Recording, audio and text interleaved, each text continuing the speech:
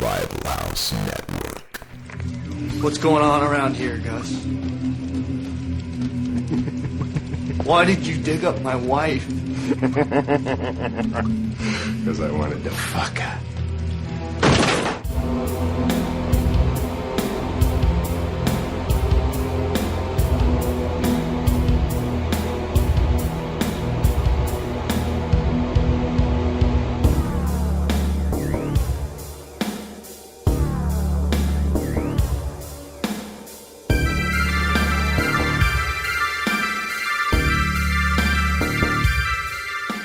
Hey guys, welcome to the show. What's up, freaks? Happy Halloween. What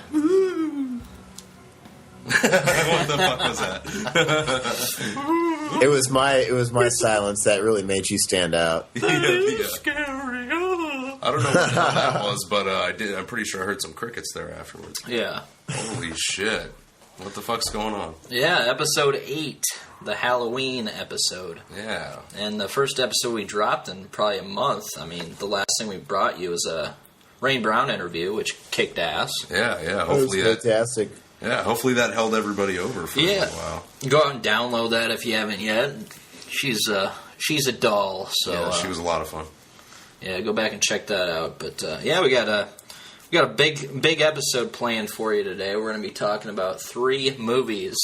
When we think of Halloween, we think of these movies. Yeah, each of us is going to have a little Halloween pick here for a movie that we like to watch around this time of year.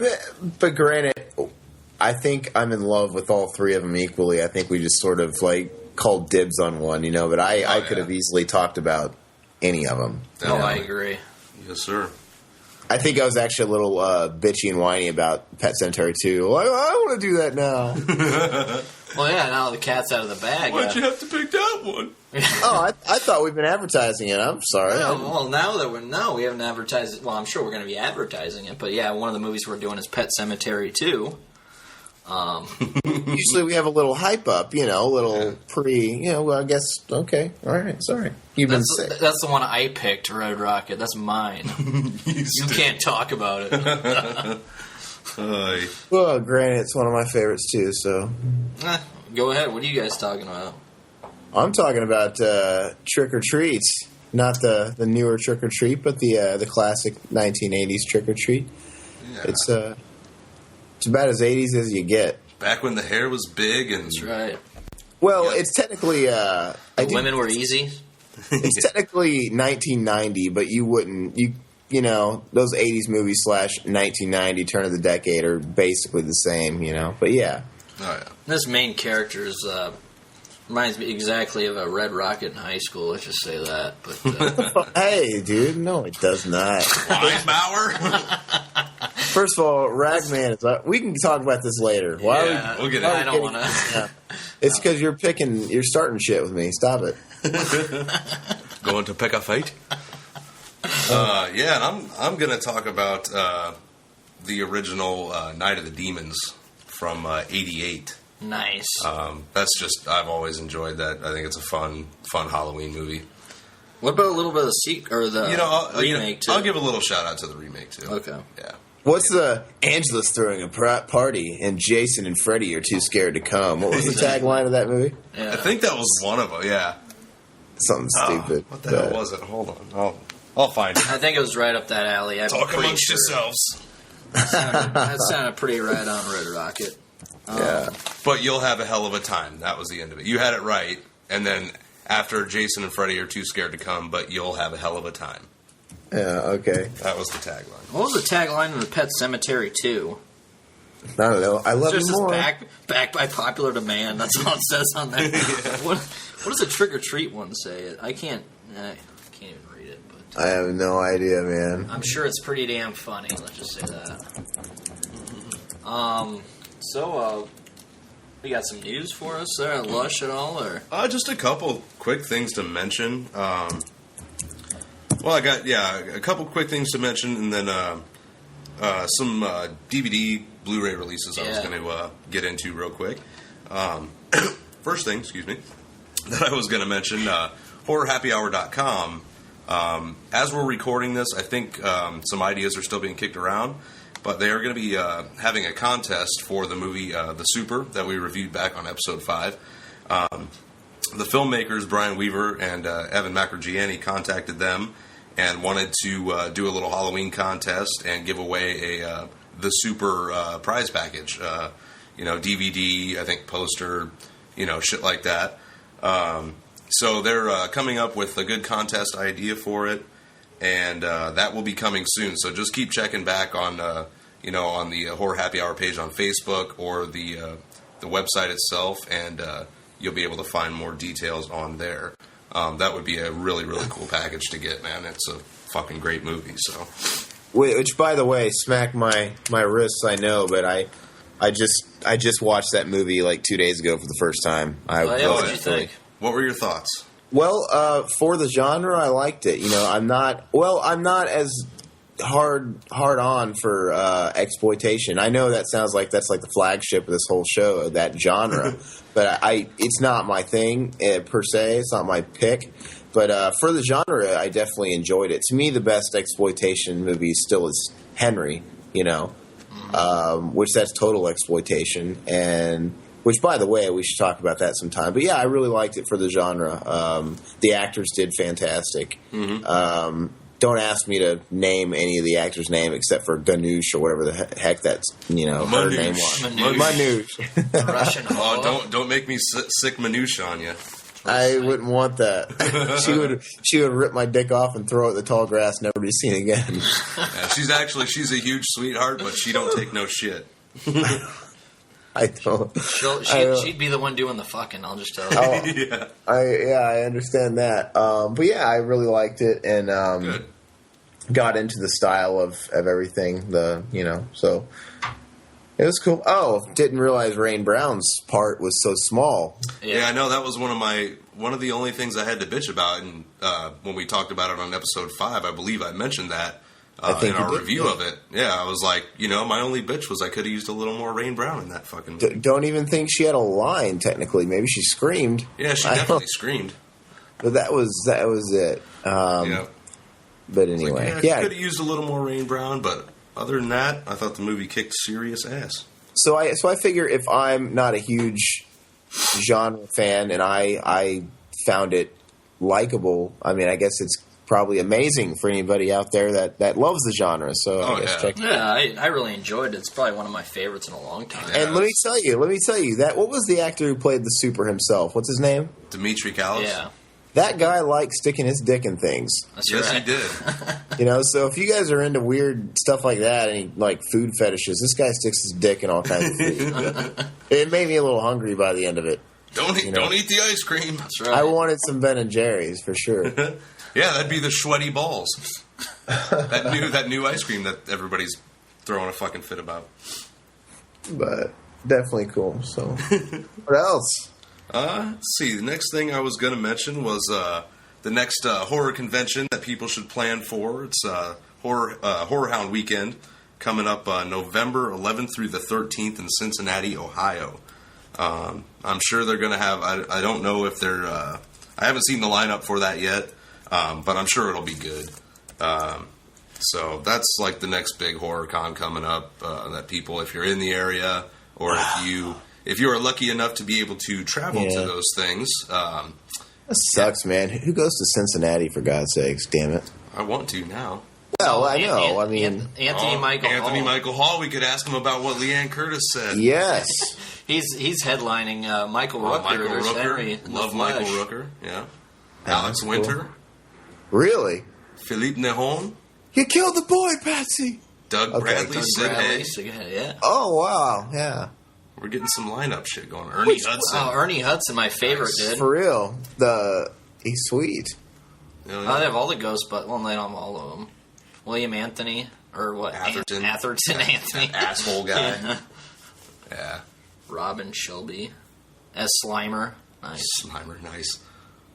We got some Walking Dead cast. Tom Towles. Oh, that would be really, really cool. We can talk about The Walking Dead, too, after this. I mean, for God's sakes, we're 2 episodes into that season, so that's kind of a nice little stop-in. But, man, I'd go for Doug Bradley, for sure. I still want to... Yeah.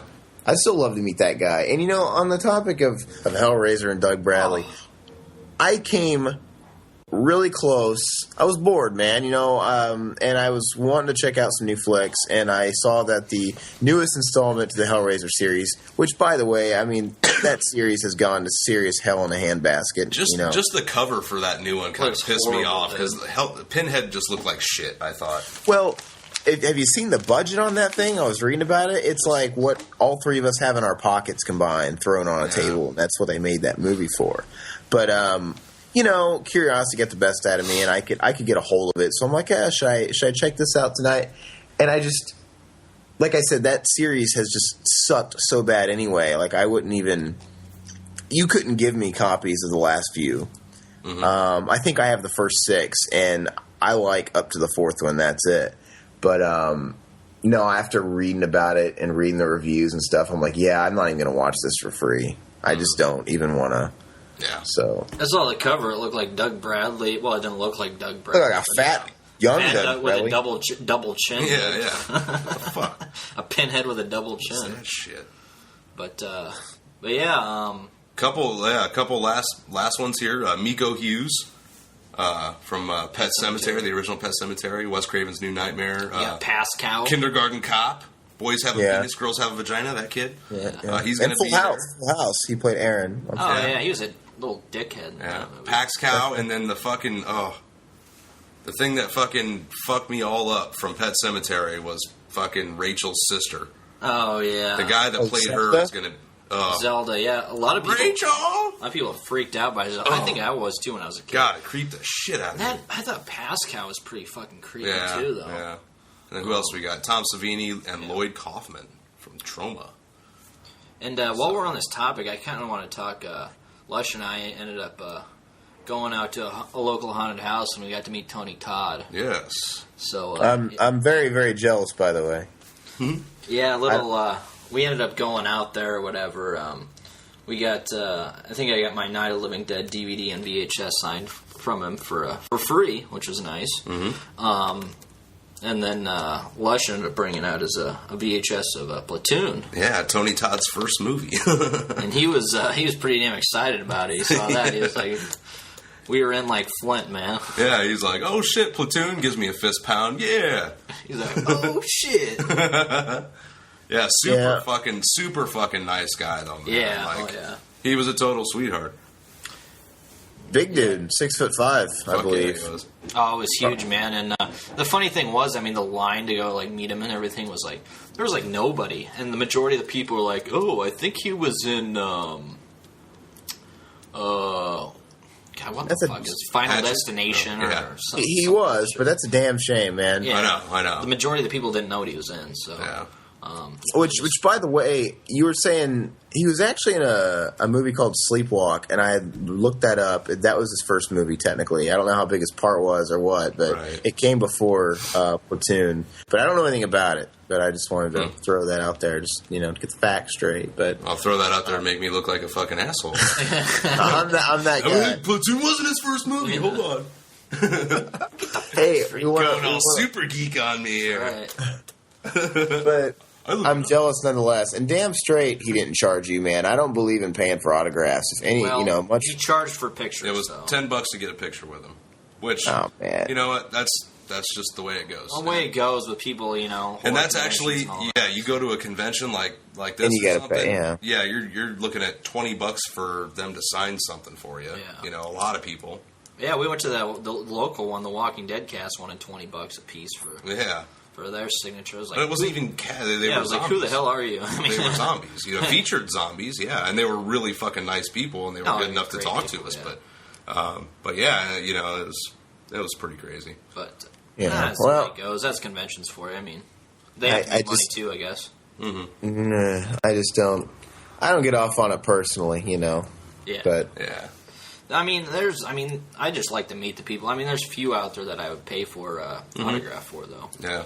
I would pay, but definitely. I'm not gonna go out of my way to meet, the seventh zombie from The Walking Dead and spend $30 for an autograph and a picture. No. So. Yeah, but that's the horror convention coming up here in the next couple of weeks. Should be a pretty good one. So if you're in the area or you're able to travel, get to that one because it should be a pretty good time. What else can we mention here? Get into some DVD releases. Sure. What's coming out? Anything? A couple. The latest releases from our friends at Synapse, Maniac Cop on Blu-ray, which I think we might have mentioned before, and then another film called South of Heaven, which looks fucking awesome. Hopefully, we'll be talking about that one here at some point soon. Yeah, hopefully get some copies of that. And then a couple of their upcoming releases, Frankenhooker on November 8th on Blu-ray, and Intruder, one of our favorite old slasher flicks. I'm not a huge slasher fan, but Intruder is a lot of fun. It's close to home, especially working at the grocery store. Yeah, if you've ever worked at a grocery store, you'll enjoy it. That comes out December 13th on a Blu-ray DVD combo pack. That's supposed to be the original, uncut, unedited. So I believe so. Yeah. I don't know. And they were also talking about like the first. I don't know where I read this, but like the first 100 or 500 copies, they're going to be adding some like DVD minus R with it. It's like, I don't know if it's a rip of the original VHS version or I don't know. Nice. But I think I saw that on Twitter or something, and that should be pretty cool. So keep an eye out for that. Awesome. A few more here. Dead Alive is now out on Blu-ray, which that's one of my favorites of all time. Dead Alive, I love that shit. Another one from Vicious Circle and Breaking Glass, George, A Zombie Intervention. Looked pretty interesting, real over-the-top, gory. I've been calling them zombies. See, what else? Grave Encounters, that kind of almost found footage, kind of that paranormal crew goes inside that place and all kinds of shit goes down, which it totally looks like they're copying Zach Bagans from Ghost Adventures on the Travel Channel, if you've ever seen that show. Another one, Kuromiko, or The Black Cat from 1968. If you're a fan of old school black and white or Japanese horror, you might enjoy that one. Another found footage horror movie called Atrocious is out. Attack the Block, which actually looked really cool. It's kind of like Hooligans versus Aliens. That sounds familiar. Yeah, like aliens kind of take over, and it's up to these like outcast hooligan fucking kids, you know, that to kind of save the day or whatever. Another one that looked interesting is called Cut. It's a slasher flick, but it's another one of these. I've seen a couple like this, but it's filmed in one continuous shot. Which is always pretty impressive. Couple from Blue Underground coming. House by the Cemetery on Blu-ray. And it's also being re-released on DVD in a special edition. And then also from Lucio Fulci, Zombie on Blu-ray. That should be coming out this. Well, I think it came out just this past week. October 25th, I think, is when it came out. Yeah. And that one also they're re-releasing on DVD in a special edition. Wrong Turn 4, Bloody Beginnings, which I heard sucked asshole. Didn't really have any desire to see it. And of course, last but not least, a Serbian film. Oh, great. Dun, dun, dun. That's out there now. It is cut. It's not the full unedited version of the film. Even still, it's gonna, I think I heard like Best Buy's not even carrying it in store anyway. Really? You can order it online. But yeah, I think people have been having kind of a hard time finding it. I don't know that a lot of people really want to carry it. I don't blame them. I mean, the movie is, Yeah. Well, it's not for everybody, and definitely not for me. So yeah, I don't think you probably won't find it at probably won't find it at your local Walmart. I don't know how many people are going to rewatch it other than Lush, but they'll watch it once and throw it away. But. Hey, I actually, speaking of that, I just won an official Serbian film T-shirt a while back from. Really? From them. Yeah, from the Serbian film official page and Invincible Pictures. Nice. So you're gonna wear it. Oh, I'm going to wear it. I don't know which shirt it is yet. I'm sure it's not one of the really fucked up ones that I've seen on some of these websites. Yeah. There's one I saw that says, "Yes, I like a Serbian film, so fuck you and your baby." But I don't think it's one of those. It's coming from them. So the one I'm hoping it is there's one that has the main character Miloš on it, and it's just got his face when he's like screaming. And on the bottom, it just says Miloš. I really like that shirt, so hopefully it's that one. Yeah, that'd be pretty sweet. But, those are the DVD releases that I wanted to talk about. Those have been all over the month of October. So, I mean, all those should be out now, aside from the Frankenhooker and Intruder. Those will be coming out in the next couple of months. Yeah, I'm looking forward to those. Speaking of Synapse, we have a buddy from Synapse that he has a short on ABC's ABCsofdeath.com. And go out and vote for him. Yeah, his short is called T is for Trick. T is for Trick. It's it's a crazy little yeah. I don't want to give anything away from it, but it's it's only 4 minutes long, but or like 4.5 or something like that. But it was pretty courageous and very well shot. I really enjoyed the camera work in that. Yeah, the lighting looked great. Yeah. And, the actors were they were pretty they hands-on. Let's just say they took it on real well. But no, I enjoyed the idea, and I enjoyed it. It was good. Yeah, so go out to ABC's of Death and check out give them a vote. T for Trick. T is for Trick. What else? Anything? And I think that's about all I got, like for news and DVD related shit. One thing I wanted to talk to you guys about was Walking Dead. Yeah. For sure. Yeah, I was going to get into that as one of the things I've been watching recently. Oh, okay. We could all start off with that. I think we've all been watching it, right? Yeah. I want to comment that, we haven't talked about it since it aired. We could talk about episode 1 and 2, but I really had comments about 2. So did you guys want to talk about each individual episode? No, let's just throw it all together. I want to talk about season 2. I liked it just like every other episode. It did piss me off just a tad because there was no resolution with, each episode has sort of a subplot, and they always find some kind of resolution by the next episode. And in this case, you would have expected that they found... Oh, should we do spoilers? Is that okay? The episode's already aired. Who cares, yeah. Okay. Yeah. In this episode... haven't seen it yet. It's a TV show. Come on, you got to get on that. Yeah. If by the second episode, we would have expected them to have located the little girl. Because the little girl was lost during the first one they were looking for, and then at the very end of it, his boy, Carl, got shot. Okay, so him getting shot at the end is the grabber for the next episode, and that was what I thought would be the main issue in that episode, and they would find the girl. Okay, in episode 2, Carl's still shot, and the girl is still lost. It's wow, we got nothing. There's no...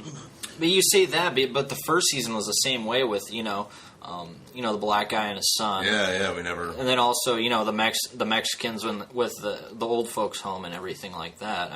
They get into these characters just a little bit, and then, they break away. And, I like that. I do too. Because I think that's how it would really be. Yeah. If that was all going on, to kick off the second season, Rick was up there on his walkie-talkie talking to that black guy.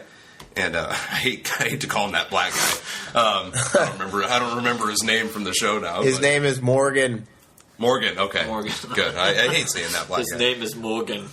His name is Milk Dud. You will call him Morgan. But yeah, he's talking to that. What?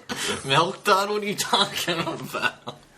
All right, go ahead. Okay. Sorry. Yeah, so he's up on that rooftop, talking to him, and of course, no response. And you're wondering just like he is, well, fuck, I hope the guy's okay. Hopefully he's still alive. And then same thing with the little girl too. Of course, his son got shot, so that little girl's probably the last fucking thing on his mind right now. And we kind of tend to forget about her, don't we, in that episode? A little bit, yeah. You kind of do. But, you really don't have any attachment to the girl. I can care less if they find her or not. That's just... I don't really have any attachment to the kid either, for God's sakes. Carl, fuck him. When Carl got shot, Carl. Not that Carl, I'd be crying. He never got shot on active duty. When Carl got shot, we got shot by chain from the snakes or whatever. We missed that episode. Chain, I am wired. Oh, let's get back to work. Let's get back to on his 5-year-old boy chest. Anyway, when Carl, the little white kid, I did my own dental work. Oh, I shot him. Yeah. when he got shot, I shot him. Damn it! Okay. When he got shot, I actually felt worse for Rick, not the boy, because I know how passionate Rick is about his family. He's a character that, God bless him, always has the best intent. He's the guy that has to make all these hard decisions, that might lead to, a girl getting lost or whatever, fill in the blank. But he's there making the decisions, and he's always thinking about his little boy and his wife, his little whore of a wife.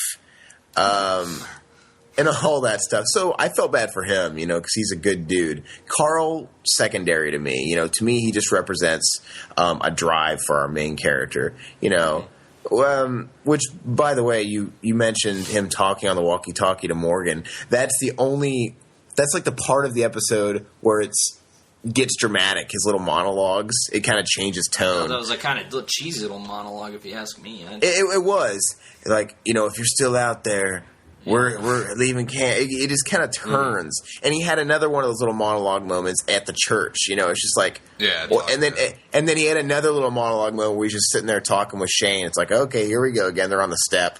It's like, all right, let's get this Full House moment out of the way. Yeah. Cue the music. Yeah. Well, it's like when he's sitting there talking to Shane, it's like, damn it, just tell Shane to go get the supplies. You stay with your kid. How hard is this to figure this out? It's like, you guys are on a time. You guys are like, the clock's ticking. He could die. And they're sitting there taking 20 minutes of the episode just kind of dicking around. Like, if you walk out that...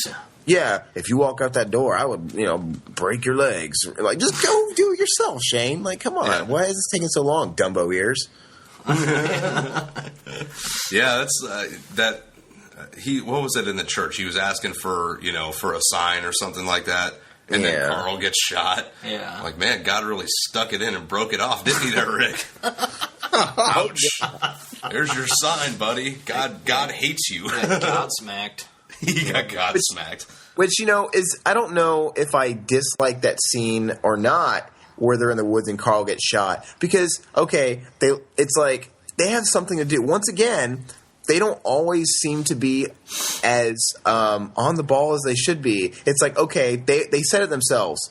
They were already wanting to kind of move on a little bit and ditch that girl. But they're like, of course, the mom's freaking out. And they're like, okay, we'll give one more hour because they're losing daylight. And so him and Shane go off. Then a boy's like, Daddy, can I come too? And they're like, sure, son, you can come. Like all freaking John Ritter on us. It's like, okay, this is where I would play daddy and be like, look, stay back. We got to look for this girl. But no, the mom, of course, is like, who am I to stand in the way of boy and his dad or whatever?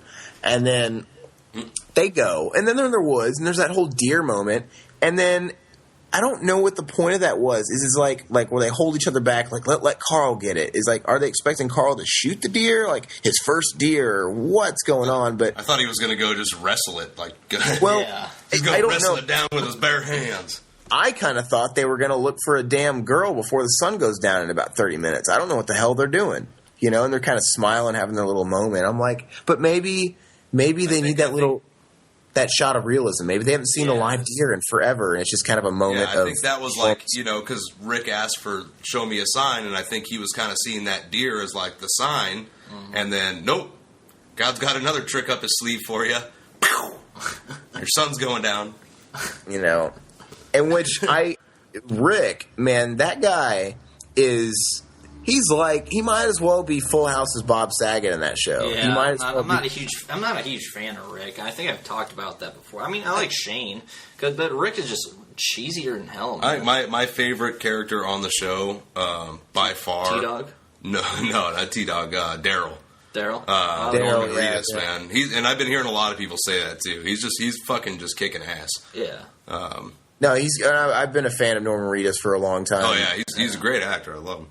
Which by the way, I do like Rick a lot, because I don't know, he is that Bob Saget character. It's like you want to love the guy because he's got a lot of heart. But of course, like Bob Saget, he's a little fabricated. It's like, all right, because man, that guy's patience. His boy just got shot by this, this redneck hunter, and then even all the way up to the house, when he's offering to go get the supplies, he's like, I should thank you. And he's like, don't be thanking. It's like, are you...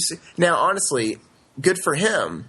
If this was my father, he probably would have attacked that redneck when he first shot Oh, I'm his sure. son. Yeah. And, you know, he's my dad was the kind of guy where it was act before rationalize. You know, he just would have attacked them before thinking of any reason to any of it. Now, when you really think of the reason of it, it's not the hillbilly's fault. You know, I know certain colors got to be worn, and they're in the same situation as everybody else, and that could have happened to anybody. Well, Rick was the sheriff too, so I mean, he's level-headed. He's not going to react or act, whatever you want to talk about, before he actually thinks. There was a scene they cut where him and the redneck had a talk, and he's like, Rick goes, well, he wasn't wearing orange, and I guess it is deer season, so I'll let it slide just this once. Let it slide. He kills my kid. I'm kidding. That was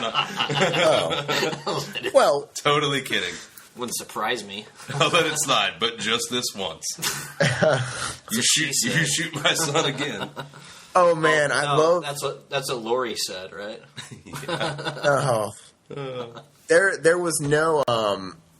There was no real zombie action in this episode, of course, till the very end, and one zombie died.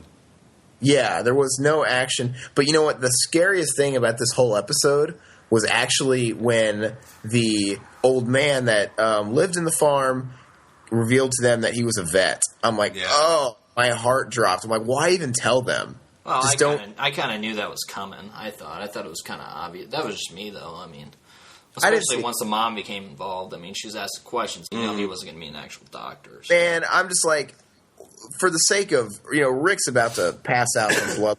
And, they're all acting crazy anyway. It's like, just keep that to yourself, man, because you're going to do what you're going to do despite you being a vet or not. It's like, and... Yeah, that was kind of stupid to say.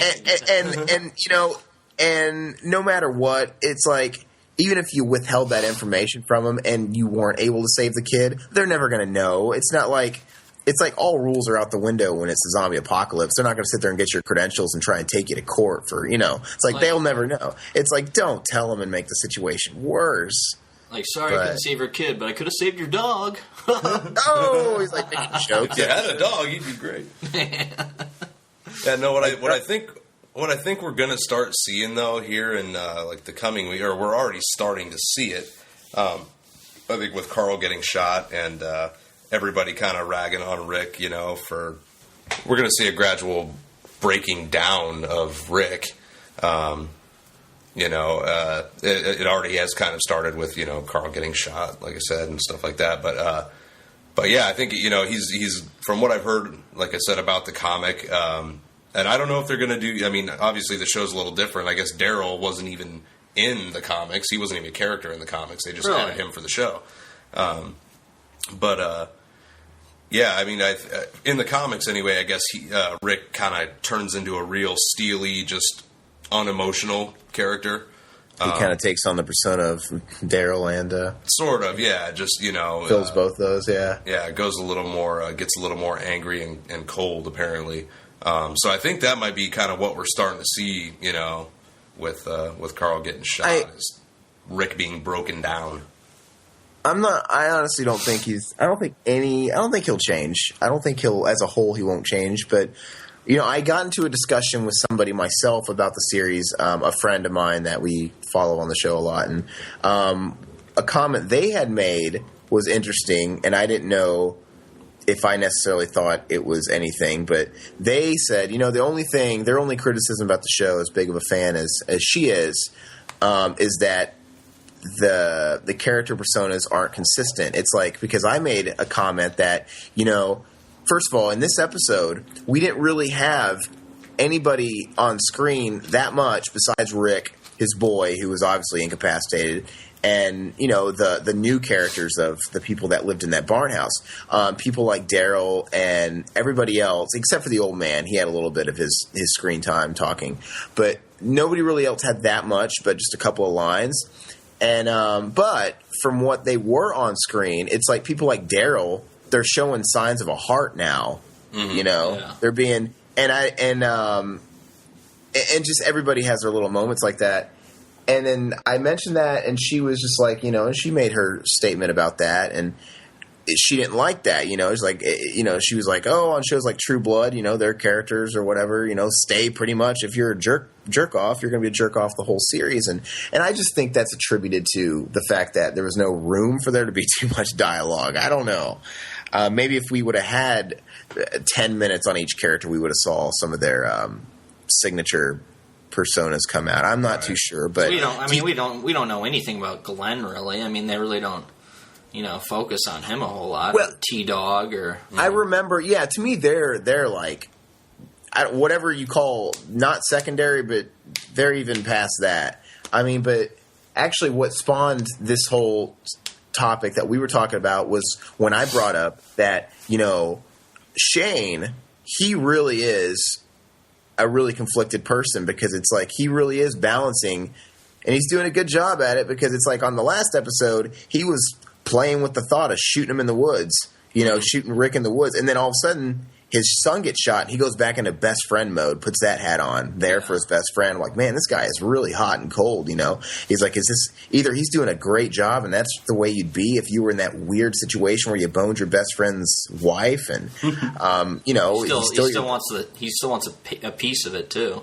I know. He tried to drunk rape her, date rape her, whatever. And then, but he's still balancing like this guy's still my best friend. It's like I hate him, but I love him, and and that's what sparked the whole thing. It's like that's what I don't like. Is it's just So I don't know. Is that the way you guys think it would really be in a situation like that? Do you think in a zombie apocalypse after however long they've been wandering around together? How long have they all known each other in time retrospect? I don't really know. But I have no idea. Would you become, if you were heartless like Daryl, would you start to show some heart? Like he offered to stay up all night and set up the sign for the girl, and it's like, do you think that would really develop, or do you think you would always kind of? It just depends on the person, I think. I mean, I don't see Merle doing that. Yeah, there would be those people, and then there would be people too that they start to. If you're in a group like that, you kind of start to develop a sense of camaraderie and shit like that, but. And I was a little bit more defensive of it than she was. I was kind of thinking, So I don't know. I just thought it was kind of an interesting point. But we'll see how the next episode goes because, like I said, everybody except for Rick and these new characters really didn't get, and Shane didn't get that much screen time. So. Well, I mean, Andrea, she's so damn hot and cold, just like Shane is. I mean, you don't know what to think about her. I mean. By the way, Rick's wife, man, she finally stood up for her husband. Thank God, man. I was applauding. Finally, I think it was the end of episode 1. Man, I'm kind of mixed up. Was it? Oh yeah. Where she basically says what you were saying earlier about how he's the one that has to make all the hard decisions. Yeah, and I've been waiting for that. It's like it's about time, man, because I really, really overall haven't been liking her character. I mean, yeah, she's a mother. She's worrying. She's kind of like all up in his stuff all the time and, concerned. But I get that. But it just never stands up for him, man. It's like, come on, back him up a little bit. And you got all these people that are kind of against him and, at least throughout the series. Yeah, it's like, stick up for the guy. He's trying. Nobody else is doing what he's doing. I think Shane might end up doing something stupid like killing Rick. I think he's kind of tired of tossing off in the tent while Lori and Rick are going at it. So I think he might do some crying and masturbating. Yeah. on the whole, he's like, I had that. On the whole coming up on Walking Dead, we get to see screenshots of him with a shaved head. I don't know what the heck that's about. If there's any significance to that, or if he just felt like trying something new. When all Mickey knocks on him. Yeah, maybe Carol shaved his head. Doesn't she have a shaved head? Oh, yeah. Well, Sinead O'Connor looks coming back. She reminds me of Jamie Lee Curtis with that look. Yeah. But, yeah. So. Well, yeah, I'm looking forward to seeing what's going to be coming in the coming weeks here. And we'll keep this up. We'll keep talking about every episode or so. Yeah, we'll talk about last week's or past 2 weeks. Yeah, I was going to say every episode that we come out with, there might have been 2 episodes of The Walking Dead that have aired by then, so. Which that's good. Yeah. Hopefully you watched them by now. Yeah. I apologize if we're just spoiling everything for you. But. Yeah, well, they can just, as soon as they hear The Walking Dead, and they'll hear what we're talking about, and they can just skip ahead if they want to. We'll announce spoiler alerts on the website. It's good. Yeah. So should we take a little break real quick and then we're gonna do something a little different. Well, we're gonna do in the RedRocket's music segment. We're gonna tie some fan questions on there too. So I think there was enough music questions to pretty much make that the whole music segment, right? Yeah. Hot dog, yeah, absolutely. Hot dog. Hot dog. All right, we'll be back here in a minute, guys. You're listening to Behind the Mask. Yeah. Hey, what's up, everybody? This is Tony Todd, a.k.a. Candyman. You're listening to Behind the Mask. Check it out. Hey, and we are back. Hey, what's up? Motherfuckers. What's up? Welcome back. Yeah. I think what we're going to do with this segment here, we're going to hit on the fan questions here. And basically there was a couple of movie questions that we got, so we're going to get those out of the way. And we're just going to completely shove them off and not even answer them, is what I mean by get them out of the way. No, I'm kidding. No, we're going to answer the movie questions. And then we did have a few music questions also. So I think we're going to just use those music questions as kind of the jumping off point for the music segment and just kind of make conversation about those questions and the answers the music segment. So... And I have a slight review I have as well. I mean, so.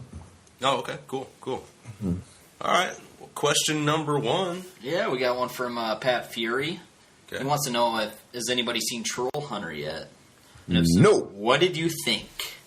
RedRocket, you haven't seen it? No. Okay. Well, me and River actually watched it together. Yeah. That's sweet. I know. I did the old popcorn trick. That's right. You cut a hole in the bottom of the thing and stick your dick through it. No. Yeah, but I came early, so he was mad.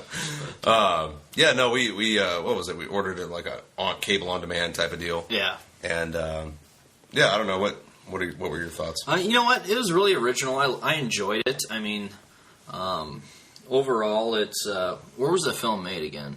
We talked about it in a previous episode. It was either Swedish or somewhere in that region. Yeah. And I don't know, it's really different. I mean, it's, about a group of kids, where they were trying to go out and search for, they weren't searching for trolls at first, were they? They were searching for, weren't they looking for the hunter? They're looking for a hunter. Yeah. Yeah. Oh, some creepy hunter guy. Yeah, because it was kind of like almost kind of a joke. Like, nobody believed in trolls or whatever. And so they were looking for this guy who had kind of, dubbed himself a troll hunter. Yeah. And they were going to do kind of a documentary about this guy or whatever. And come to find out, the trolls are actually real. And spoiler alert. Yeah. But, I'm sure from the title you already knew that. Yeah. But, and the DVD cover. Yeah. Where there's a giant troll on it. I mean, it was a really different movie. I enjoyed it. I mean... I think we talked about a few little things that we didn't like about it. One thing was I thought it was 10 to 15 minutes too long. Mm-hmm. We kind of talked about that a little bit. Yeah. That's the worst. I hate that. But other than that, I mean, I would recommend, definitely checking it out. It should be streaming on Netflix, and Yep. You won't be sorry. A lot of people are in love with it. The movie got a lot of hype. Yeah. A lot of hype. And I don't know if it caught us on the wrong day, or I don't know.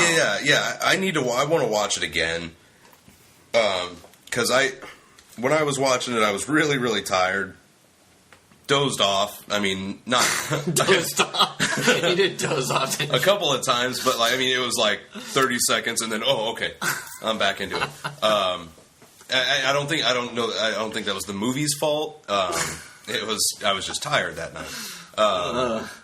But no, like you said, it was really an original story. I like the attention to detail that they gave it on a lot of those things. They had different types of trolls and stuff like that. Yeah. They had different names for them all, and this guy, he works for this fucking government agency. It's like a shadow agency that hunts these trolls down and tries stuff. to turn them to stone and right. Yeah, the light turns them to stone or something like that. Yeah. But yeah, no, it was very, very original. like I said, I need to watch it again. But yeah, there was parts that were a bit slow. I did think it was just a hair too long. But no, overall, decent movie. Check it out. Yeah, I definitely recommend watching it. I mean, and if you have Netflix, it is on there, like you said. And check it out. Let us know your thoughts. Sounds like somebody's been watching a little too much David the Gnome.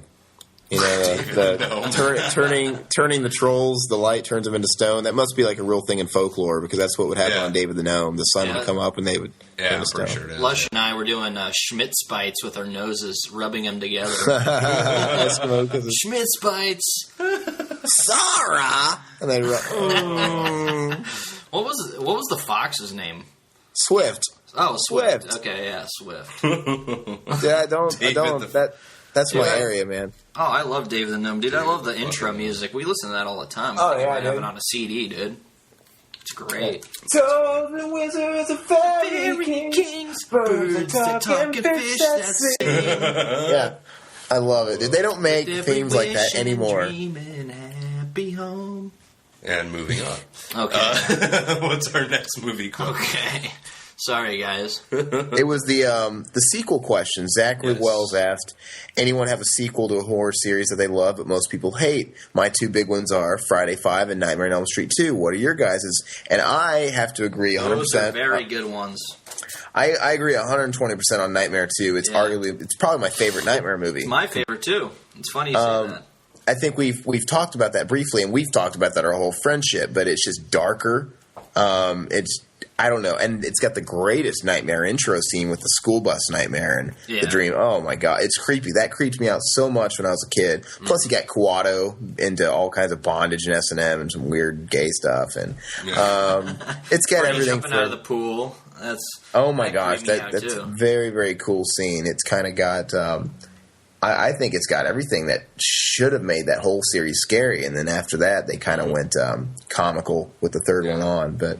which is kind of cool, too. You know? By the way, I mean, like, both of those picks of Mr. Wells there, both good Halloween picks, too, I think. Yeah, good movies to watch around Halloween. Mm-hmm. Oh, for sure. And I'm not a huge fan of Freddy 5 or whatever. Wasn't that the Dream Child or... No. He says Friday. Friday. Oh, he said Friday 5. Oh, okay. Yeah. Oh, yeah, Freddy 5 was great. I thought you said Freddy 5. I was like, oh, okay. Freddy 2 is also before Freddy's balls got sucked into his stomach again. You know, when he had some guttural sounding evokes going on, man. When his voice was low, and deep, and scary, and then after that, he kind of got, I don't know what happened. He regressed to puberty. Well, he just went a lot goofier, I think. Yeah. You know, well, yeah, and we all love Welcome to Primetime, Bitch, and all those too. We like Freddy Funny too, but there's definitely a place for the second one. Anyway, getting to the question, my personal first one that came to my mind was Amityville Horror 2: The Possession. I think it's a fantastic sequel. A different movie completely to the first one, but every bit as good, for different reasons. But very, very good and underlooked, I think. I mean, don't bother with any other Amityville sequel, but no, especially that God forbid remake. Don't even. But yeah, Amityville 2: Horror of the Possession is great possession movie. I agree. Yeah, I got about three or four. First one probably be one we're actually talking about tonight, Pet Sematary II. Oh, yeah, duh. Yeah, absolutely, man. Because a lot of people hate on Pet Sematary 2, but we'll get into that later. Let's say Fright Night Part 2. I actually just recently watched this, and it's a fun little movie. I mean, it's nothing like, fantastic or anything, but I enjoy it. I mean, first one I'm not a huge fan of, but the second one was just, a little more goofy and fun. So, Tales from the Crypt Bordello of Blood. That was, the sequel, supposedly, but... Dennis Miller makes that worth it. I enjoyed that. Corey Feldman. Yeah. Can I watch? Hey, Faithist, can I watch? Yeah. He's a vampire, dude. Yeah, Dennis Miller was fucking great. Oh, six-pack and the side cleavage. I fucking love Dennis Miller. That guy cracks me up. And last but not least, one of my favorites, Return of the Living Dead 3. Oh, yeah. Beautiful movie. I love that one. The first one I actually saw, out of the series. Yeah. Which and your namesake. My namesake, and we might cover here in the future because near and dear to our hearts, we love that movie. So, I've always had I think that's one of the movies we bonded on when I first met you, and I think I told you in our art class that I always had a soft spot for homeless old black men, and that's the movie that did it for me. Oh yeah, that's going to be your downfall one of these days. I'm going to get stuck with a needle. You're going to trust the wrong homeless black guy. And his name won't be Morgan. They got to be old too. RiverMan. Oh, that's great. Well, yeah, I got one, and I don't know that necessarily a lot of people hated it. I know a lot. I guess some people did hate it. But I've actually had more than I thought, like a bigger number of people that agree with me on it. But Hostel 2. Yeah. I really, really enjoyed the second one. I liked it more than the first, actually. It was more consistent than the first. The first one, the first half of the first one kind of dragged, for me. Whereas the second one was a lot more consistent. And it was more gore in it and more special effects and everything. Well... And it was a different take. It was a different perspective. Right. Like we're watching it through the hunter dude, right. And that's what I liked about it. You got a little more behind the scenes in that aspect of it. The whole scene where you see all these different people fucking bidding on killing this girl. There's like some dude sitting down to breakfast with his family. He's on his laptop bidding on killing somebody, and shit like that. It was really fucked up. Some dude out playing golf with his buddies and shit. Yeah, it was. That was a really fucked up scene, I thought, and just the whole movie. Period was I thought a lot better. But yeah, that was my pick, and we are getting another sequel in the Hostel series. And I saw the trailer to that not too long ago, and it looks horrible. I think. I mean, takes place in what Las Vegas, where they supposedly have hostels in Las Vegas. Do they really? Well, they got hostels all over America. I mean, come on. I don't even think there's not even really a hostel involved in this one though. Oh, okay. It's just these dudes go to Vegas and I think they get like sucked into this whole like high stakes fucking gambling type of thing, and this high stakes gambling type of thing is the fucking elite hunting club, and I thought one scene that looked a bit interesting to me was they're down in this room or whatever, and there's all these guys sitting there watching this person behind the glass, and they're like taking bets or something on how this person should be killed, or I don't know. I'm not sure what all the details are, but I don't know. I mean, I'm going to watch it just because I was a fan of the first two. I know Eli Roth, I don't think has any involvement in the third one, unfortunately. He doesn't? Okay. No, which I think is what made the first two so great, is his just trademark I love his sense of humor and, all that, but... yeah, I don't know. I'll watch the third one. See. Is it at least written by somebody that was somewhat involved with the first two, or is there any connection anywhere? Or? I'm not sure. I don't believe so. As far as I know, no. But that's a shame. Don't quote me on that. But so what's next up for Eli Roth then? We were told we just had an interview with the Soska sisters, who did the film Dead Hooker in a Trunk. Which is fucking fantastic, and that interview will be coming soon. Yeah.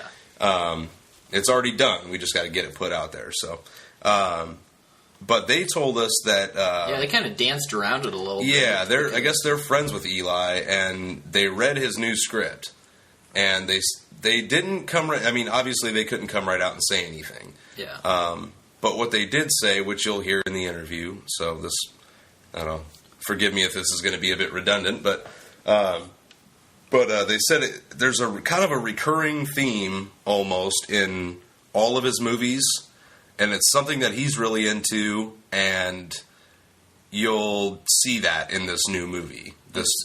Yeah, they said it was something that you've never seen before in a horror movie, right? Which kind of intriguing. It's like, okay, what haven't we seen yet? Because everything's been beaten to death. Yeah, and the other thing they did say is that it's going to piss a lot of people off. Yeah. So that really intrigued me more than anything else. I was like, ooh, okay, I'm in. Yeah, we're really looking forward to his next project. Yeah. But all that and more in the interview with the Soska sisters. Yes, nice plug. So we'll be getting that out soon. But, yeah. That was a fun interview. Oh, that's great. Those some ladies, crazy broads. They're just as dirty as we are. That's right. Very cool. Okay. And before we move on with that, I wanted to comment on what you said about. I have to reiterate and say I don't think I haven't personally read a lot of hate on Amityville 2. Like, they hate it, but I just kind of took it as it's underlooked and underappreciated. But yeah, I don't really know if people hate it. Definitely but yeah, I thought I read a bunch of hate on it. Okay, I haven't necessarily. I just know it's underlooked, and that's more or less what I was going off of. So. Right. But anyway, and that's what I was too, pretty much. But yeah, that one. I think that one. I mean, I think that one got to me more than even the first one. The original did. Just with the whole. I mean, there was a lot more of the family type of stuff. I mean, there's the incest stuff. Mm-hmm. It was just they went, I think, a little further with that one than they did in the first. And I never seen the second one, but I know the first one. I used to like it as a kid, but now it just bores me to fucking tears, man. I can't watch that. I still appreciate it, but no, yeah, I appreciate it too a lot for what it is. If it was between the two, I'd probably watch the second one though. Yeah. Well, nowadays I would, just because I've seen it less. I've definitely and Todd, I'm sorry, that one as much. RiverMan, you got to check that out if you've never seen the second one. For crying out loud, Pete's sake, it's really good. So we might as well just start using our fucking real names because we've all fucking Agent Zero. We've all slipped up a few times here. I think everybody by now knows our fucking real names. Oh well. Fuck it. All right, should we roll into the music? The music stuff. Right. Which one are you going to tackle first there? Well, Nicholas Fourth Truth, if I'm saying that correctly. That's For the Truth. For the Truth. It's For the Truth. Well, it's before we get started, I want to say, folks, thank you for being patient. Mr. Red is up. I've been traveling, and I'm in Russia, St. Petersburg. So I got up at Mother Russia. Mother Russia. I'm here having a hookup with Manouche, but she's in New York, by the way.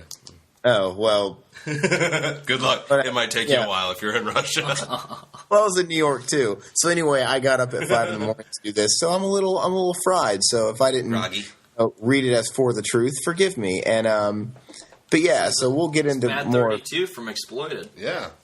Oh, that's already from Exploited. Yeah. I feel horrible because you guys, those guys more than I do, and I've really not been able. I've been real jealous of your camaraderie and the interviews you've done with them, and really, really jealous. So I need to really get in on that. But okay, so Nick, if you find a dead rabbit in your fucking boiling pot, you'll know who it came from. That's right. So. We've done a lot of that tonight.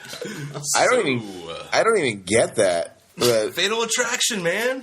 I never seen it, my friend. What? Oh, Glenn Close was a ruthless bitch in that one. She's an ugly bitch. She was that too, yes.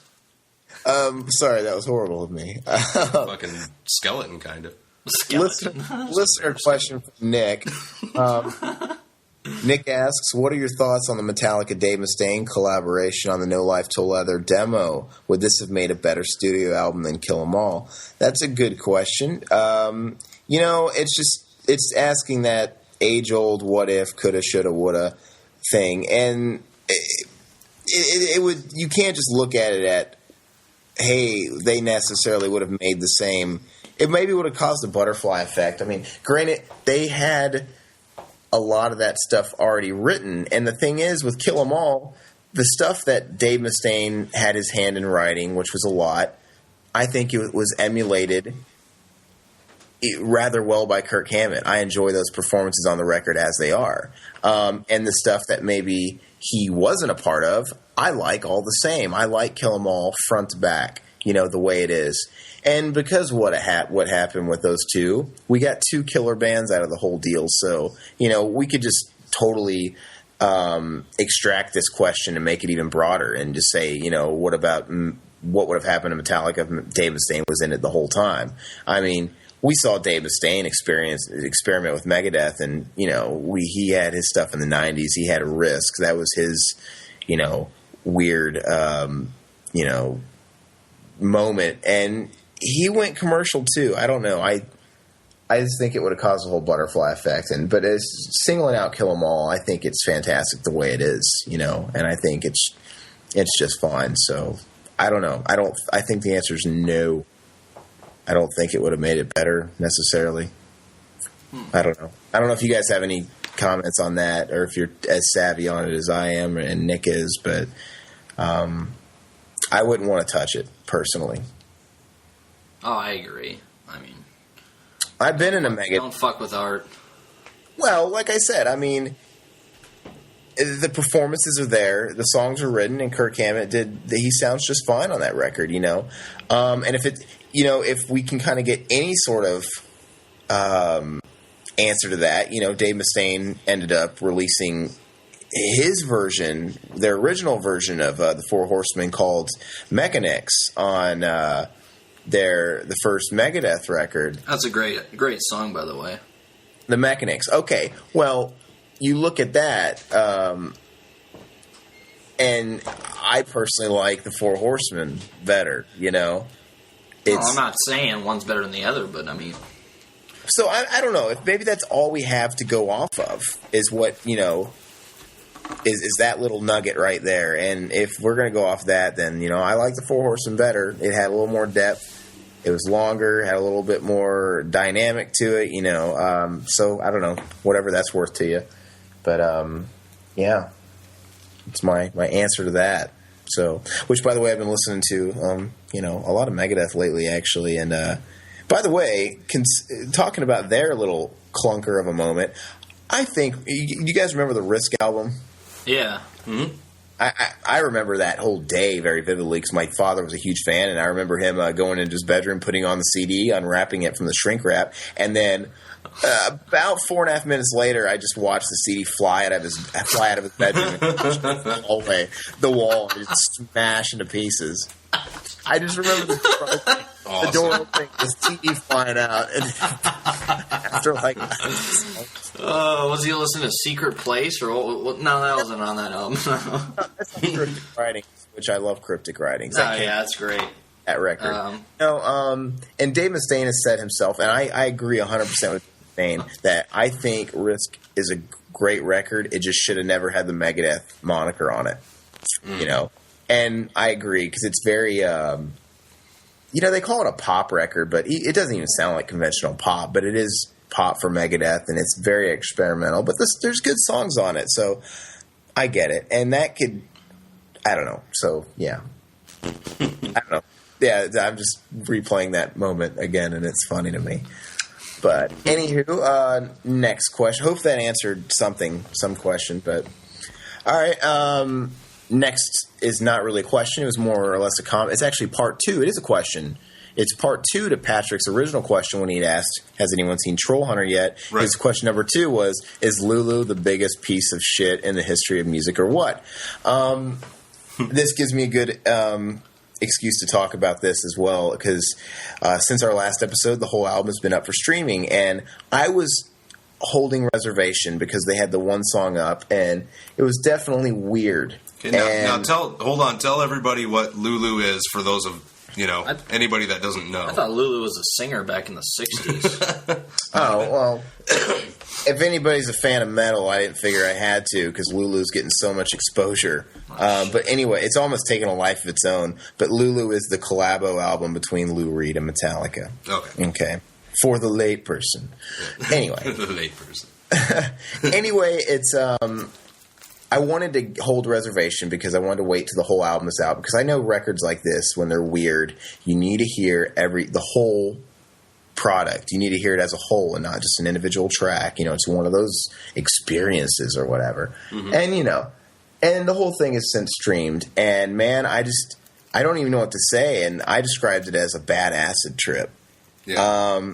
My opinion on it is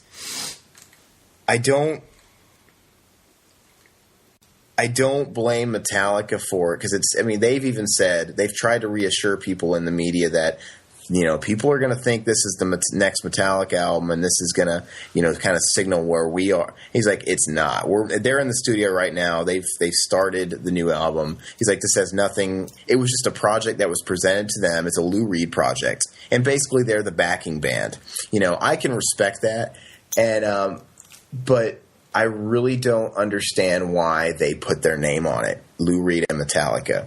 I think they should have went the Pearl Jam route when they were Neil Young's backing band for the Mirrorball record. It was just Neil Young, Yeah. And that's what people took it as. Now, if Metallica would have did what they did and it just been Lou Reed, I don't think they would have been getting this feedback. Even though it's pretty obvious it's not a Metallica project, and they've made that really clear. Yeah. That's not stopping people from hating on it hardcore and, continuing it on, Saint Anger 2 and all this stuff. Or, I think that's a little unfair, but I don't get why they put their name on it. Yeah, at the most, they should have just said, Lou Reed featuring Metallica. I don't, something like that at the very most. I don't understand why, and they're in all the press photo. It's a collabo, but yet it is. I mean, the Lou, and what it is it's not like there's not some good moments of riffage on there. But the thing is, you should be able to expect that from any band. Mm-hmm. And believe me, it's Lou Reed that screws this equation up. It's not Metallica. Yeah, because the sounds are raw, the sounds are good. I kind of like the sound of the record. The sound of it's raw. It's kind of like, what Death Magnetic maybe should have been, but Death Magnetic was kind of over compressed and notoriously. But it's not. But even the riffs, it's like they were brought something that was kind of already a palette, and it wasn't like, hey, here's me singing some structured verse or crooning or whatever. A lot of people make fun of that. Lou Reed sounds like Abe Simpson, which he does. Mm. It's not like, hey, I brought you these rough songs with me singing a verse, chorus, verse, and me kind of maybe strumming an acoustic, an actual song structure. Now, you guys build around this. It wasn't quite that simple because it's not that structured. That structure type of songs. It's just him speaking spoken word. Yeah. There's no verse, chorus, really here. So basically that didn't give Metallica any room to really build a song. They're just playing background music for the spoken word. So therefore there's not much structure to the playing even though it sounds cool. It's just kind of a giant spoken word section with some riffage in the background. And a lot of it seems out of place. And, a lot of people, maybe they're going to call it avant-garde or something, or art rock metal or whatever, but it's art rock metal. I don't know, man. I totally see it as I would call it some kind of monster. Oh. So bottom line, I see it as a Lou Reed project that, this is what anybody would have did. If they would have brought this to me or whoever, the best musicians in the world, they said, here's a bunch of spoken word, and Metallica even said, and this is what Lou Reed wanted, it's most of it's one take, just them jamming over it. They knocked it out in a week or two. And so I can respect that and I get that. And for what I think they made the best out of what they had to work with, Metallica-wise. Yeah. So I don't blame them at all. I just don't get why they put their name on it. What does Metallica, one of the biggest bands in the world, have to benefit from attaching their name to Lou Reed, who hasn't had a hit since 1971? Yeah, just something they wanted to do and explore, I'm sure. Yeah, and they could have explored it and not put their name on it. The only person that's benefiting here is Lou Reed off Metallica's name. Oh yeah. And then Metallica is actually they're gonna their dick's going to hit the dirt a little bit because of it, because they're getting backlash, So I don't get that personally because they had nothing to gain from it. But, whatever. I am always going to respect them for being ballsy. You know what, though? I don't think they have much to lose either, though. Because, if a Metallica fan thinks that this whole thing is just one big abortion, they're still going to go buy the next Metallica album, I'm sure. Absolutely. So, and, no matter what. And you know what? Also, maybe in some little sense, not in a great sense, this is going to make what if the next Metallica album is a total just thrasher, and it's like, oh my god, it's gonna look all the better after this, you know? Yeah. It's just gonna make it. Hopefully it will be. Well, yeah, and if one thing, I do hope they're talking about how they are taking something from the experience, like it actually kind of revitalized them in a sense that, man, we haven't busted out. It was refreshing to not have to worry about the lyrics and the actual overall song structures. You know, it was all brought to us, and we had the pleasure of just, you know, painting, splashing a little color on it. You know, and the fact that, you know, the whole one take thing, you know, not overthinking it, just laying it out and it was jamming for the most part. They said that was cool. So maybe they're going to incorporate that on the next album, a little bit more of spontaneous element, and just, you know, 'cause some of the best metal records, man, back in the old days, when you look at like the first Black Sabbath record or Paranoid, or dude, they were recorded and made in literally just a day or two, knocked out. You know, now we've got these big productions and Pro Tools and stuff, and people taking their time in 5-6 years. I'm looking at you, Tool, to make records. And you know what? Maybe, who knows, man? Maybe we might get a real badass Metallica record if they just sit there and just lay it out in the studio and take a different approach, you know? Mm-hmm. But who knows? So it might be a setup for something. It might be a blessing in disguise. Who knows? But this is coming from a fanboy, you know. Patrick can make fun of me probably all day and night for this. Yeah. But I'm not disagreeing with him, man. It's not something you're going to listen to every morning. You can't run. I don't know I'm sorry, I'm going on too long with this. You can't really run to it. It's not that kind of music. You don't really wake up and drink coffee to it. You don't go to bed to it. You kind of lay in your bed and look at the ceiling and wonder why, you know, I'm not on crack right now. That's like the only place for it. The lyrics are weird, man. It's like fucking beatnik metal. You know, I think the first lyrics you hear on the record it's something, I mean, just paraphrasing, I would cut off my legs and my tits. Like, okay.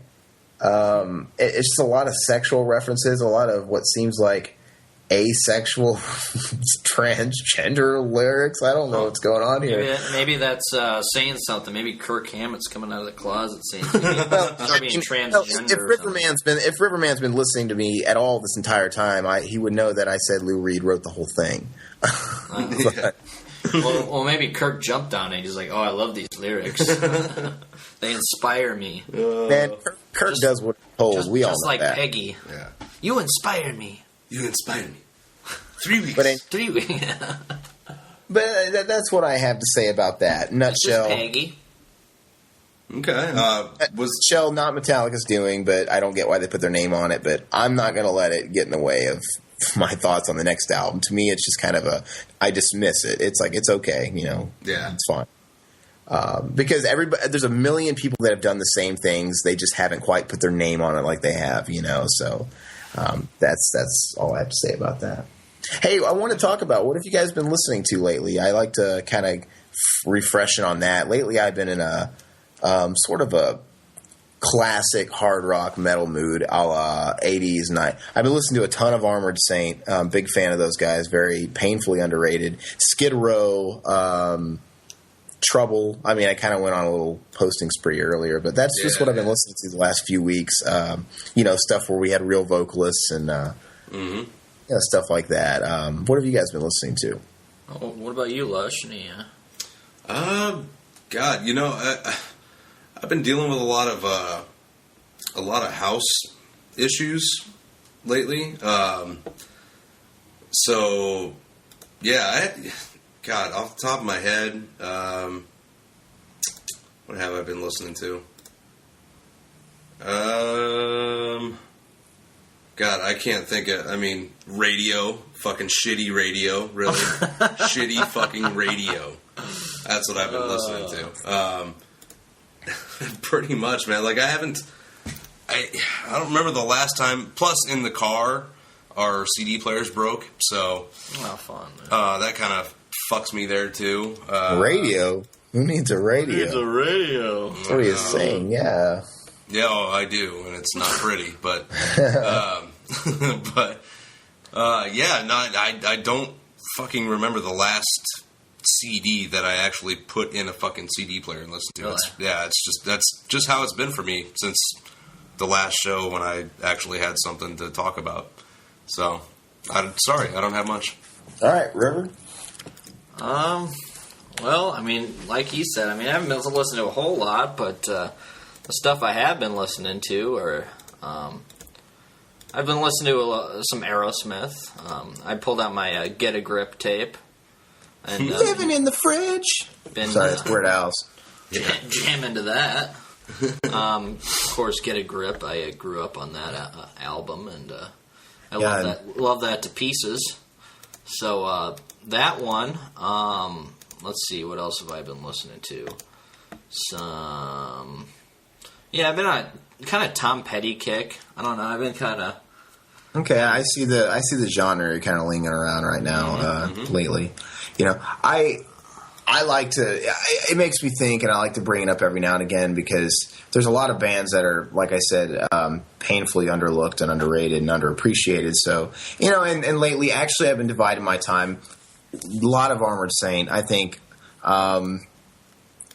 Man, just as a whole, even in the genre, you know, not just talking about mainstream wise, even in the genre, they're painfully underlooked. John Bush, incredible, went on to be an Anthrax, sang his ass off in this band, you know, way better. And just anybody listening to this should go check out Raising Fear, Symbol of Salvation.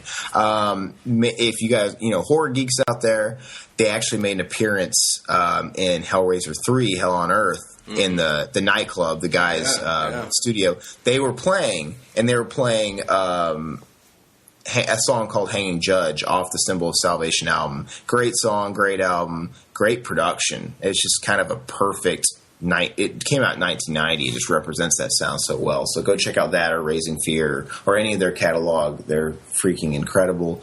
I've been listening to a lot of Crowbar lately. Nice. Kirk Winstein's brainchild of Down, or you know, and very much represents the NOLA New Orleans sound. Once again, painfully underrated, as a lot of the bands from that scene are. It's a little more hardcore there.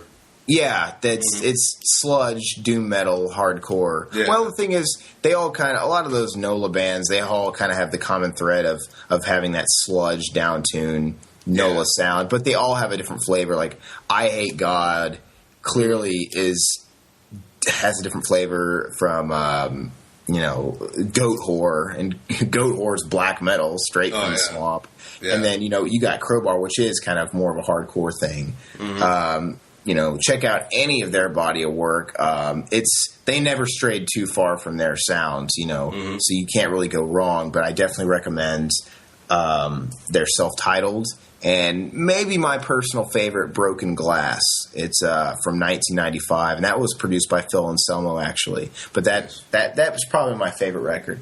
And also been listening to not really underrated, I mean, everybody knows who this guy is, been listening to a ton of Alice Cooper, both the original Alice Cooper band and his solo stuff. Don't ask me why I got on this kick, but just listening to $1 Billion Babies and School's Out, some of those older ones, and then also listening to his solo stuff. Some of his, you know, 80s stuff, like, and 90s stuff, like, gosh, I can't even, Hey Stupid, you know, Feed My Frankensteins on that one, boys and girls. It's a great song. And The Last Temptation, that actually has some contributions vocally, 2 songs with Chris Cornell on it. Nice. You know, just those, and also Trash, which had his, you know, kind of comeback hit Poison on it. But, you know, that kind of group of albums, you know, they actually had fantastic production. Those 80s and early 90s Alice Cooper records sound phenomenal. They sound great. They're just good, man. They're fun records. And I don't mind my 80s style Feed My Frankenstein, man. I'll listen to that all day long. Plus a lot of good monologue, like vocal, like, intros by Alice in character. It's really neat. But anyway, it's what I've been listening to. Okay, actually, there was one that I actually had. There was one band I've been listening to, and I'm gonna get shit on by my metal friends for this, but this band called Foster the People. Have you heard these guys at all? No. They're starting to get kind of big. I mean, well, in not in metal circles, obviously, but they did that song "Pumped Up Kicks." You had to have heard that one. No, I don't listen to the radio. Oh, okay. But yeah, no, there was one song in particular called "Helena Beat" that they did. Look up the video for it, Red. The video is really, really cool. I like the video, and the song. I heard it on the radio first, and then I saw the video afterwards. But the song, I don't know. I don't know what it was about this song, but I just could not get enough of it. And there was one day that I played it a bunch of times over and over and drove my old lady fucking nuts. But she's like, "Really, that song again?" Like, I don't know what it is. I just can't get enough of it. But so I listened to a lot of their stuff. They're actually their whole album. You can, if you do just a tiny bit of digging, you can listen to the whole thing on YouTube. But so I listened to a lot of that, and then to redeem myself in the eyes of the metal fans here, a show that I just was at and helped out with recently was Devil Driver, Skeleton Witch, and a band called Thonic, Chthonic, from Thailand. Those guys were probably the highlight of the fucking show for me. Fucking amazing, seriously. Yeah, I've heard things about them. Yeah, they're really, really great. And Doris, the bass player, whew, she was a sexy little girl. I mean, obviously she was of age, but I said sexy little girl. You never know with those little Asian girls, man. Yeah, no, you don't know how old they are. Yeah, pretty sure she was at least in her 20s. 12.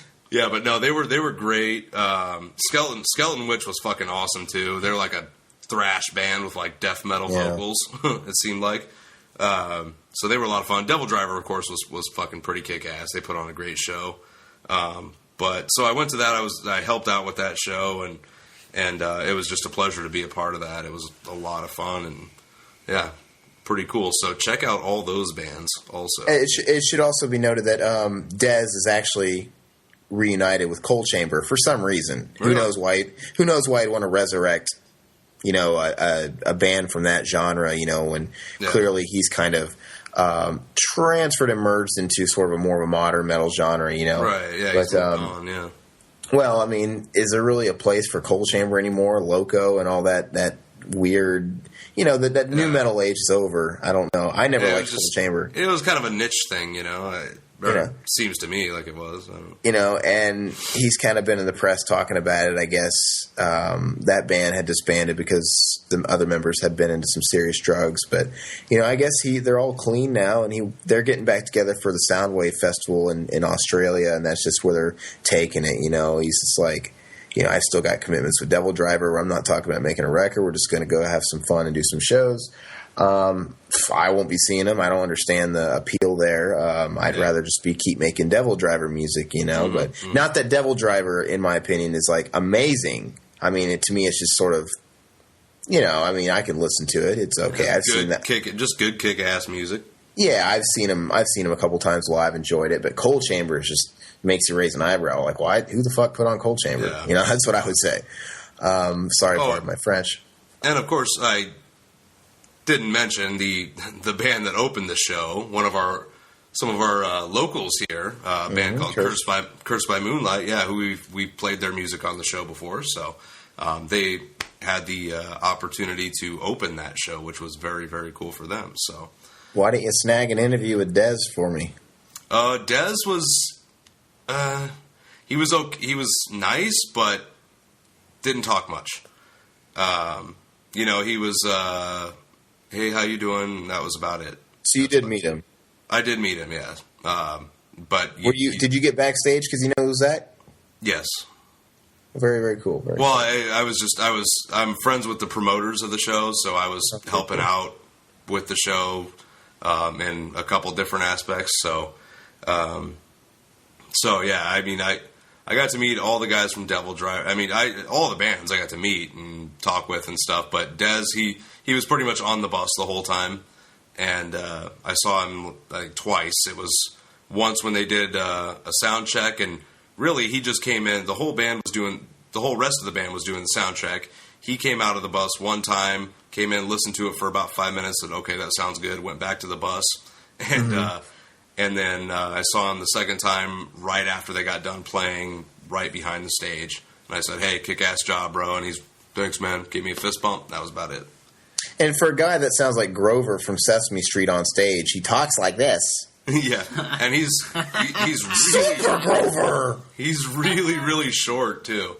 Oh yeah, like a lot of those metal guys are. Well, yeah, I'm not a tall dude at all, and he was shorter than I am, so that was he's a pretty short dude. But man, yeah, you should have got some sound bites from any of those bands, man. Come on. I didn't even think about it. I was too busy working and slacking, Lush. Oh, I was fucking doing anything but. I was unloading all the band's fucking equipment, and it was a job. Well, I'm gonna unload on your ass if you don't get me some sound bites. Yeah, I'll try next time. I think you're a little more too interested in the booze. I was really interested in the booze that night, and like in the fact that I wanted to drink more of it because I didn't drink enough that night. I was hurting for about 2 days after that show with all the band's fucking equipment and shit. Ugh. Well, anyway, honorary roadie there. You're lifting band equipment or just Zach's? I was just, no, every band, Devil Driver, Skeleton Witch, Chthonic, and were you like doing any like stage work, like moving stuff off stage in between sets, or yeah. Oh, really? That's cool, man. Yeah. And goddamn, Devil Driver had a lot of shit. Huh. A lot of shit, heavy shit. But no, it was fun. You know, it was all good. I felt it for a few days afterwards, but was it a sold out gig? It came close. There was a really good crowd out there. So, where were they playing? The Sokol Underground or Sokol Underground? Actually, yeah, it got pretty goddamn rowdy in that place. Rock on. So, yeah. Well, that kind of... Is that about it? That's about it. No, I hold up. I had a review, too. Come on. Whose segment is this? I'm just kidding. I do have a review, though. No, like I said, I've been traveling around, and I was in New York City, and I caught Dream Theater at their hometown, and at the Beacon Theater. Lovely, lovely theater. Theaters are my favorite type of venue. You know, they're all special in their own little way. You know, whether it's a small little danky club or like a Sokol Underground or a stadium or whatever. But theaters sound the best. I mean, they're obviously built for the performance arts. The acoustics. And, yeah, they're amazing.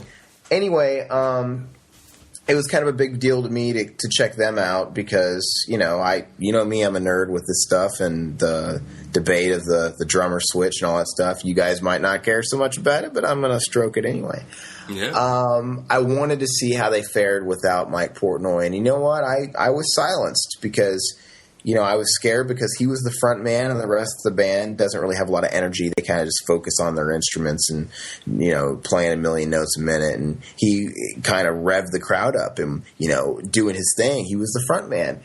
And they made me at ease because they literally divvied out the responsibilities now. Like James LaBrie, the singer, was all over the place.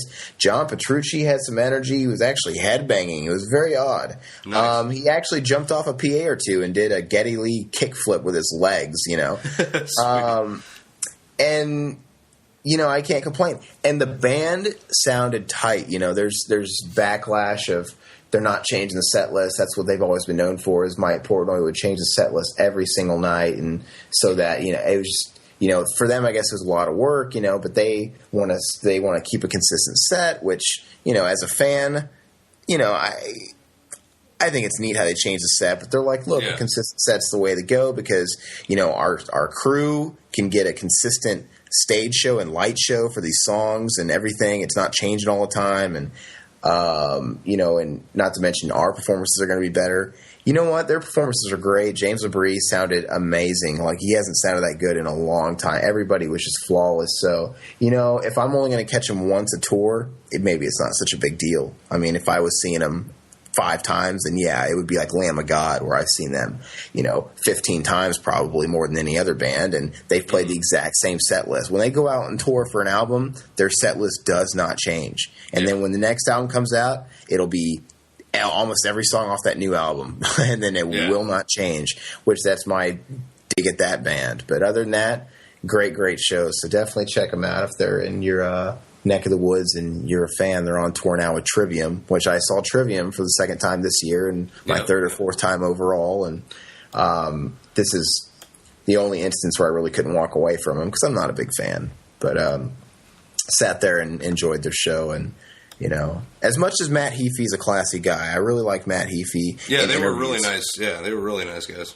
In interviews, and you know, I've had opportunities where I could have said hello to that guy, but you know, I usually don't. But he seems like a really, really cool guy and a nice guy, and he's into a lot of cool stuff. It's just the music just hasn't grasped me. Now, with that said, I would totally interview him and talk with him because, you know, he seems cool. But yeah, so that's my little interview of that and the Big Apple. And you know, right now I'm in Russia and I'm about to go see Elton John. So nice. Well, I don't know if you guys care to hear about that, but I'll probably tell you anyway later. So hold me closer, Tiny Dancer. Absolutely. Yeah, you'll definitely have to give us a little rundown of that next time we all get together for a show here. Absolutely. So. Well, I think that'll wrap up the music segment. Yeah, roll into a little break, shall we? We're gonna jump into our reviews. Yeah, let's get into the Halloween picks. Halloween hoedown. I'm excited. Let's do it. Absolutely. You're listening to Behind the Mask. We'll see you soon. Hey, what's up, freaks? We are back, and we are going to get into our Halloween picks. These are just a few movies that we each, you know, kind of picked out that, you know, we enjoy watching around this time of the season. And we hope you will, too, if it was maybe one of these movies or one that you might have forgotten about, you know, or something like that. Get back into it and, you know, throw it on, you know, around Halloween or something and check it out. They're fun. Oh, yeah, the one I picked, I mean, it's been kind of beaten to death on TV. Not a whole lot of people talk about it. Yeah.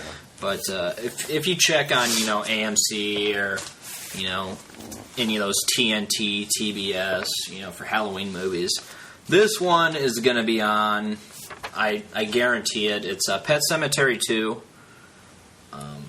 It is directed by Mary Lambert. This movie starring Eddie Furlong, of course, Anthony Edwards, Clancy Brown. Eddie Furlong, he's Jeff Matthews in this movie. Okay, they start out in this little dingy production house or whatever, and his mom is an actress. At first I thought she was like a low-budget horror actress from like the movie that, you know, kind of role she was playing. Mm-hmm. But later in the movie, they talk about her like going to some kind of award show.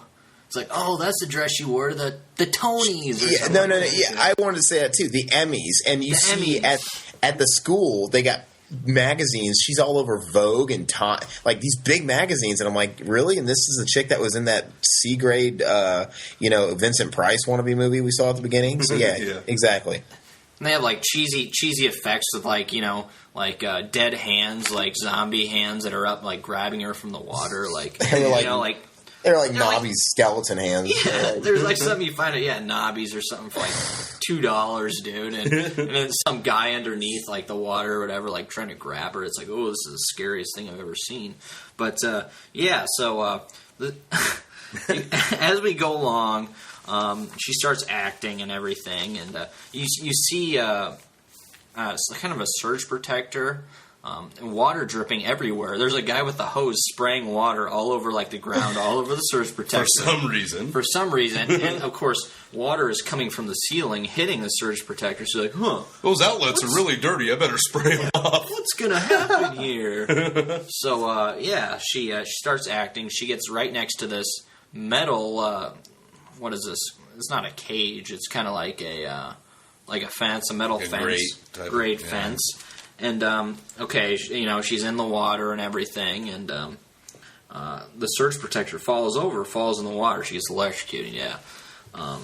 Her face, you know, touches the metal grate or whatever, and burns her face off, which is pretty weird because I don't know why they would have metal, you know, around all that electrical equipment and that water. You think they'd be a little smarter than that.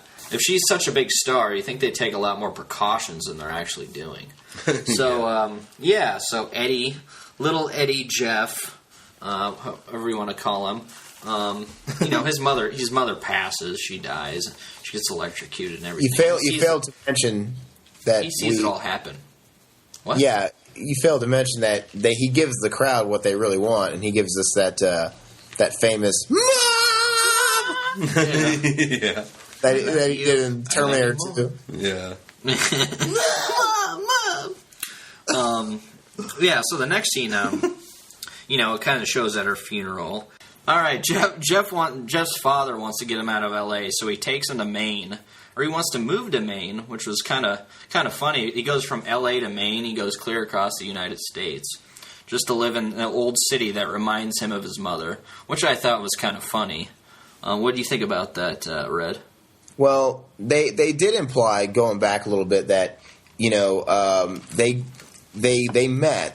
His parents met in that town. They were raised in that small town in Maine together. Right. And she clearly went to the school because we remember Renee. I mean, they had the whole display. And then Clancy Brown, he plays the quintessential douchebag. I love Clancy. Awesome. I love Clancy Brown. He does. Clancy Brown, first of all, he's the voice. I admire him for being a voice actor. He's done so many great things. But yeah, he's just a great actor. And he shines in this movie. He's the star to me. But anyway, the quintessential douchebag remark at the funeral. He's like, you and your mom. He's like, we were a hot ticket back then. Yeah. Yes, a high school sweethearts. Wasn't that in the vet's office? That was in the vet's office. But was it really? Yeah. He said something. I thought he said something at the funeral. Yeah. He's like, anyway. So something at the funeral too. But he's like, homecoming, prom, the whole 9 yards. Yeah. Anthony Edwards is just looking at him like, dude, really, you fucking dick. So, but I don't know. What was the question? Kind of the whole thing of moving to your dead mom's town after you're trying to get over the loss of your mother. Just see where your folks came from. Yeah, exactly. I don't know. Yeah, I don't. I mean, I could understand it. I could understand it a little more if Anthony Edwards actually still had family himself there, but he never mentions any family living there. It just sounds like he just went back to an old, chapter of life, and I don't get it. He didn't want his son to end up where Eddie Furlong actually ended up, on drugs and shit. Yeah, see. So he moved him to Maine. But like I said, I don't know why. We're going to Maine. I don't know why he moved there. Like I said, if he had family still living there, because I know he's from there, I would understand it. But they never make mention of any of that. Right. So why not just move to Springfield, Missouri, or whatever? I don't get it. Yeah, you would say that. Yeah. So after the funeral and everything, we get to know Marjorie pops in. Okay, they hire her as a housekeeper for God knows why. They need a housekeeper, but cute blonde housekeeper. Yeah, she looks exactly like his former wife or dead mother or whatever you want to call her. Yeah. And of course, he is taken back by it. He gives her like the triple take. His eyes are bugging out of his head. I'm sure he has a heart on the size of fucking Cincinnati. Yeah, but. And then Robert Carradine pops in and goes, with a belt around his neck. Huh? Sorry. I think that's the wrong. Yeah, what? Wrong. Okay. Yeah, that was Nerds. I was thinking David Carradine. Yeah, wrong Carradine. Robert Carradine, yeah. Like, how dare you drag his good name through the dirt? With a wrong. Get your Carradine straight before you start making allegations. But yeah, Jeff gets like a company like the new kids in school.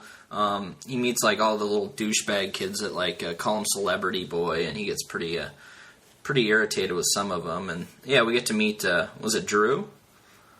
Yes, his portly best friend. Yes. Yeah, portly. Portly.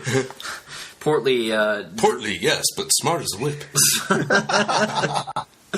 Drew and Clyde, which I love Clyde.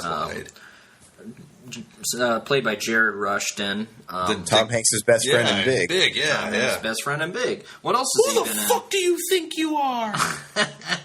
Yeah, love that kid. I don't know what else he's been in, but did he die? Is he dead? I haven't seen shit from him since Pet Sematary II. And it was a great role for him, but it was totally. I don't know. He plays the dick kid and everything that picks on Jeff, and of course he's probably jealous of Jeff. And see now one of the times that he's really given Jeff a hard time is he takes his little kitten or whatever. And why the fuck, in the first place, are you going to take a little fucking kitten to school with you? You're just fucking asking. Stupid. You're asking for it. Come on. I don't get it either. Hey, you know how Clyde. You know how you can tell that Clyde is a douchebag bully kid. He's got the long dangly earring on one hand. Yeah, isn't it like a cross or something? He's got the long dangly earring. Dangly ones. Yeah. And he's The the whole only shoebox. he's the only boy in high school or middle school to wear a fucking scarf around all the time. Yeah. Who wears a scarf when you're in fucking high school? A big punk bully. Yeah. Look at my scarf, man.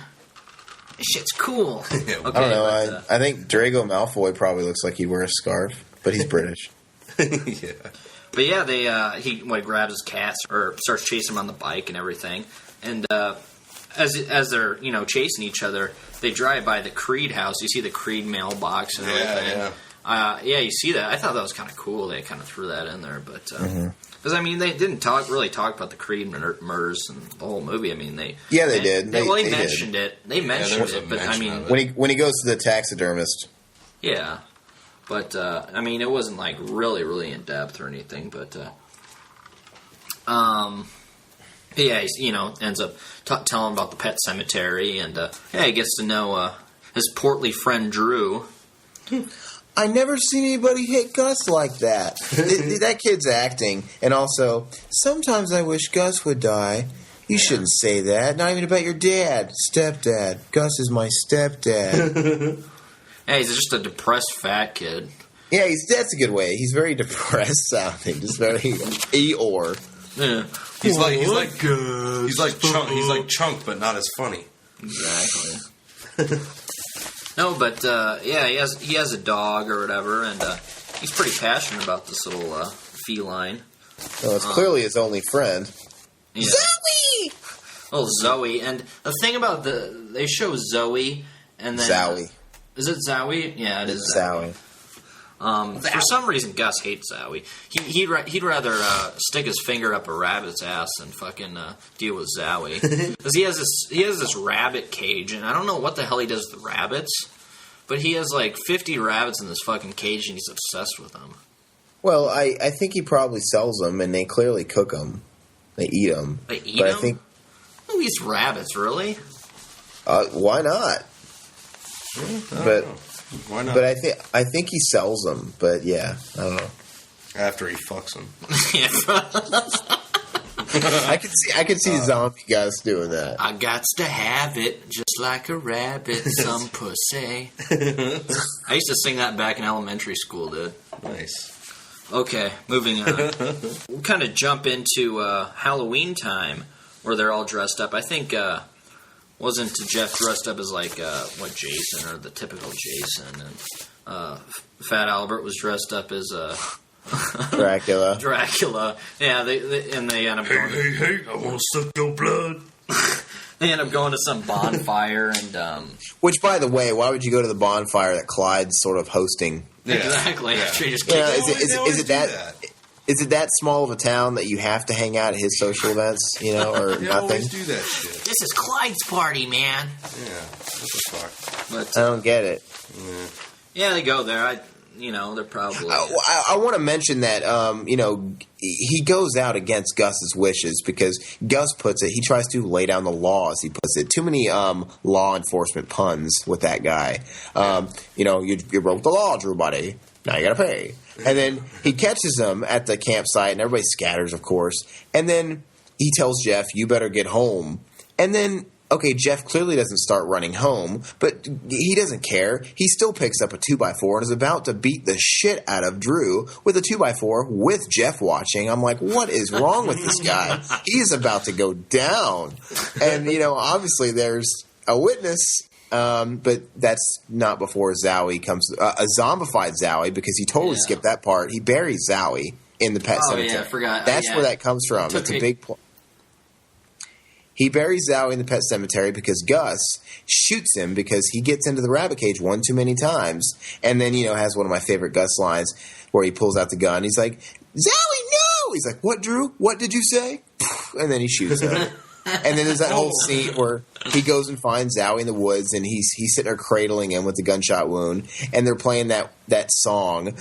I feel you fading away. It sounds like the Four Non Blondes, dude. And then, so he asked Jeff to go. He skipped school the next day to go bury him in the pet cemetery, and Jeff helps him. And that's where the fat kid that's where the Marshmallow Man tells Jeff about.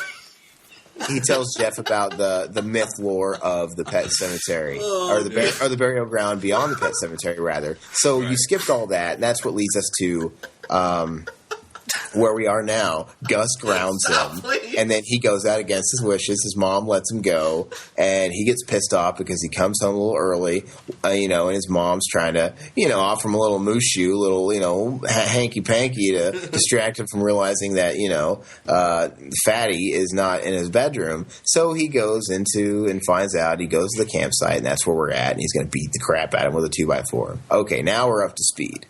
But Zowie, I'll put that song in there. I feel you fading away. I'll try to find that song. RiverMan's still stuck on that back here.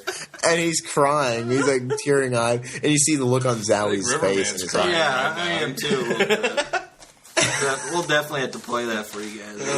And anyway, so there we go. It was if I didn't explain that, it wasn't going to make sense why Zowie attacked him. But it was a zombified Zowie. He comes to the rescue to his fat owner and rips off the neck. Like, just takes a big chunk of Gus's neck off, and you hear Clancy Brown just going, "Drew, call him off, and he just rips it off.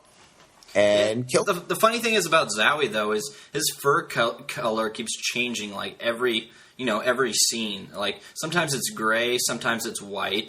Sometimes it's, like, kind of blackish, brown. I mean... You get pretty dirty when you dig yourself out of the ground. Yeah, but still, man. I mean, I'm talking about before he was a zombified dog. I don't know. I don't know.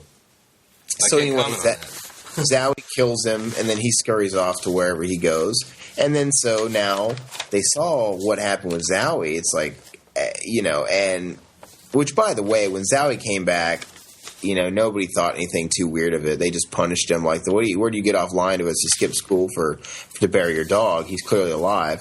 And I wouldn't want that nasty thing in my house, but that's... Okay. They called Jeff's dad, which, by the way, is a vet. We failed to mention that. And Jeff's fat friend wants to keep him away from Gus because he's a danger. So okay, one thing I want to chime in about being a vet. Okay, like this town probably has like 2,000 people in it. Don't you think there would already be a vet in the town? Oh, he just happens to get a veterinarian job once he gets into the town. Or did he own his own business? Like he's the first vet ever in that town? No, he took over the original vet's practice, who was that's the guy he visited at the taxidermy place. Yeah. That was his office. He had already been in communication with him that's right, about taking over his office, so it was already kind of conceived. In the works. Okay, gotcha. Yeah, see.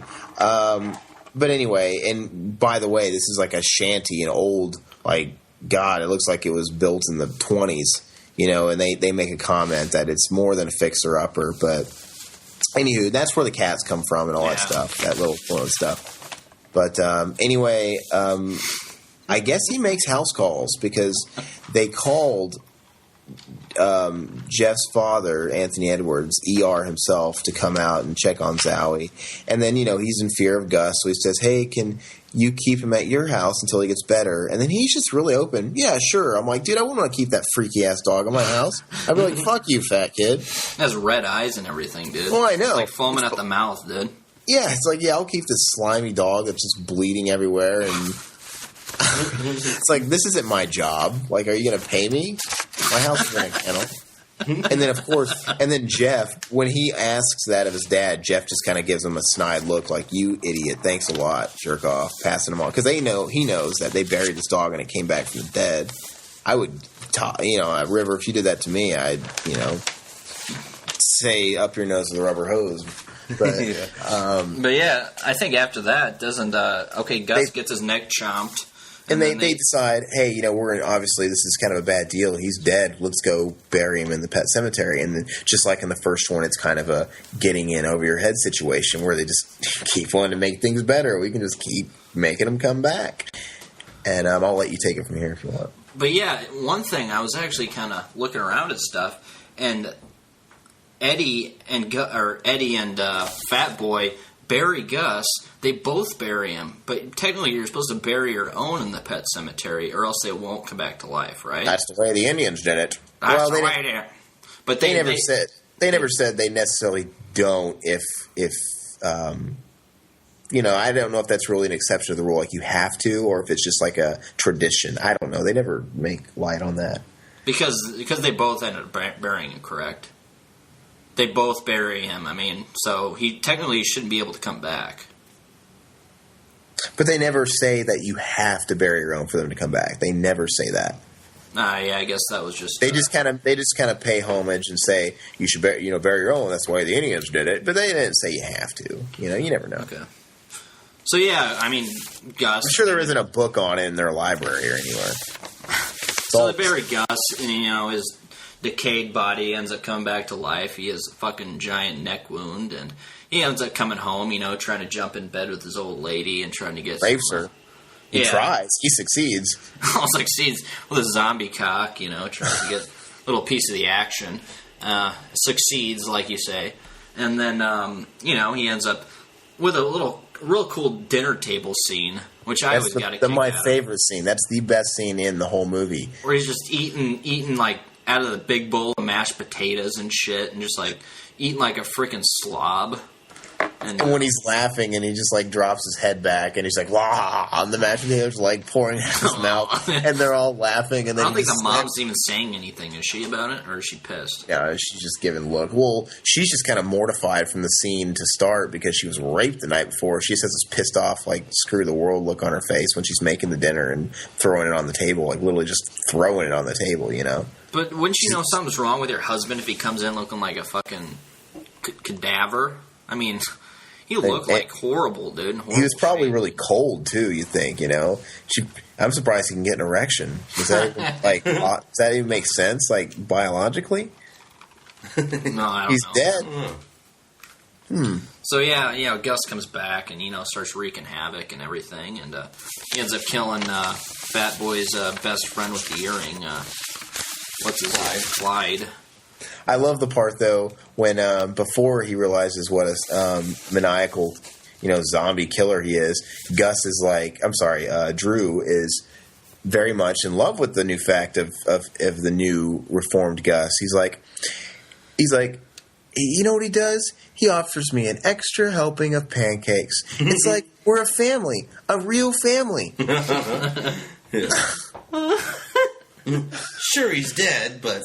He comes down for breakfast, and I ask him, am I still grounded? He says no. And then, you know what he does? He offers me an extra helping of pancakes. I like that. A family, a real family. I'm like, this kid needs a dad. My lord. Yeah. It was all the pancakes. That's all he wanted. It was all about the pancakes. But yeah, then of course, find out Gus for what he is. Yeah, so, long story short, he ends up, killing the bully everybody hates. And great, that's the best death scene. I love it. Oh, yeah. Whoops! Yeah. I'm just fucking with you. He gets his beloved scarf in the spokes and ends up, that's his demise right there. But, that ends up happening. They dump him back in the pet cemetery, bring his ass back to life, start wreaking havoc with, with the rest of them. And I think, Gus ends up killing his mother and Drew. And like this old car chase scene or whatever, he ends up swerving them off into oncoming traffic and killing them, which I wasn't really expecting. A kid dies. It's not really common in a lot of horror movies. Well, they did a lot. They did a lot more too with with Clancy Brown's character. Gus. Because in the first Pet Cemetery, I don't remember what was the main guy's name. Lewis Creed. Lewis. Okay. Yeah. He, his wife comes back and she's just like, just like like a zombie, Like she has no eye. Yeah, the eye's gone. There's like pus coming out of it and shit, which is really gross.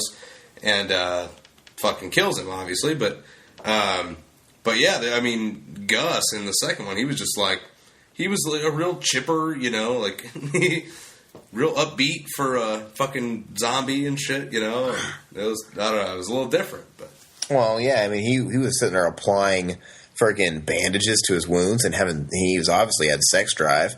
He obviously had an appetite. He was sitting there breaking. That's where they were cooking. Where he was breaking the rabbits' necks. Yeah. Getting house chores done. He was still, pretty much super dead. Still functioning. Yeah, I guess. Functioning zombie. Yeah, that's right. Like a functioning alcoholic. So they end up killing him, and then it's kind of towards the end of it. I think. They start coming after old Jeff and his father Chase. Well, big point you missed. Gus goes and digs up Jeff's mother and buries her in the pet cemetery and brings her back. Mm-hmm. Mm-hmm. Very big. And then all of a sudden, fast forward, now we got a whole gang of zombies, basically. And then fast forward to Jeff's house. Drew's dad comes home and... My favorite part in the movie. I love you more. Where the frame skips. Oh, that's my favorite part. Why did you dig up my wife? Because I wanted to fuck her. but I love that, dude. But all of a sudden it's like you don't see Jeff for a while because we have that whole scene with the car chase and killing Drew and his mom and stuff. But it's like the last time we see Jeff, everything's normal. But then all of a sudden we see him here and he's like warped. Like mother's home type attitude. He's all dressed up in Sunday best. And he has a creepy smile on his face. Yeah. He's like this little mischievous little deviant. He doesn't even care that his mom murdered the freaking maid, like cut her face with glass and whatever. Yeah. And he's up there in the attic with her with a freaking dead cadaver with a cut glass face, Yeah. And it's like, Jeff, go downstairs. Father and I need to have a talk, Yeah. And he walks away smiling. But yeah, anyway, they gang up on him. And he wanted to bang his mom. He probably did. He had those Freudian issues going on for sure. He was a case. And, he goes to exit. And, of course, Clyde is waiting for him at the door. Then the battle ensues. And this is actually before Gus got killed. I mean, when you said, "Oh, I wanted to," that's the scene where Gus gets killed because him and Anthony Edwards go at it. He had no brains, no gain. He had the he says, drill. "No brains, no pain." Yeah, no pain. Oh, I thought it was no gain. No brains, no pain. No brains, no pain. That scene is weird because Anthony Edwards is having a weird sex dream about his wife and. All of a sudden, it turns into the head of Zowie, which is with boobs, which is a really weird scene. And he wakes up and Zowie's actually on him, mangling him, and that's where Gus is in the house, and they start going at it. And there's the whole drill sequence, But he kills Gus, and that's the end of him. Then we can make it to the house. Then he runs to the aid of Jeff and all that crap. Then we're here. We're Clive and the mom are ganging up on him. And Clive has some pretty good one-liners. Yeah. Eat it! Yeah. Doesn't he call him a cunt or something? No, there's no C word. I heard a C word in there. No, he says, he's like, look, Daddy got a boo-boo. When he hit him with the blunt side of the axe. Daddy got a boo-boo. He kills Clive by shoving a live wire in his mouth, and his head explodes. Wouldn't he get electrocuted with that live wire or what? He's like, eat this, asshole. Yeah, he just grabbed this live wire, dude, like it was nothing. I don't know. He got shocked, but I don't know. Yeah. Then the mother, there's a fire. She ends up burning up again. And don't leave me, Jeff. Yeah, she starts talking like the spawn of Satan or something. like Daddy's all better. Yeah. He's like, she's not your mom, Jeff. I love you more. But yeah, it ends up moving, and you see him driving off, and they're the white Ford Bronco or whatever it is, and the cool. I love the ending with the whole. They show the happy faces of everybody that got killed. Yeah, that's just like a creepy little ending. I think you never think anybody knows ever gonna die, and they show like Drew's face fading in. Yeah, and they're all smiling like everything's great. Yeah, but. Which, I love that. And then, of course, you have the Ramones song that comes on in the ending credits, just like in the original. Mm-hmm. But, overall, I really dig this movie. I highly recommend it. A lot of people hate on it. I don't. It's one I watch every Halloween, and give it a chance if you haven't yet. It's something me and RedRocket are really passionate about since we, first got to know each other too. So yeah, great actors. Edward Furlong was the most promising actor of his age at the time. Mm-hmm. You got to allow a little. Gus is a fan. You got to allow a little room. Zombies. Yeah, you got to allow a little room for young actors. Obviously, but they're great for what they do. And Gus Clancy Brown is phenomenal. He's always enjoy him and everything he's amazing. I mean, in Highlander, of course, Shawshank.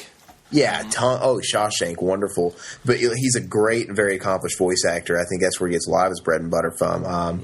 He's done everything. He plays freaking in SpongeBob SquarePants as Mr. Krabs.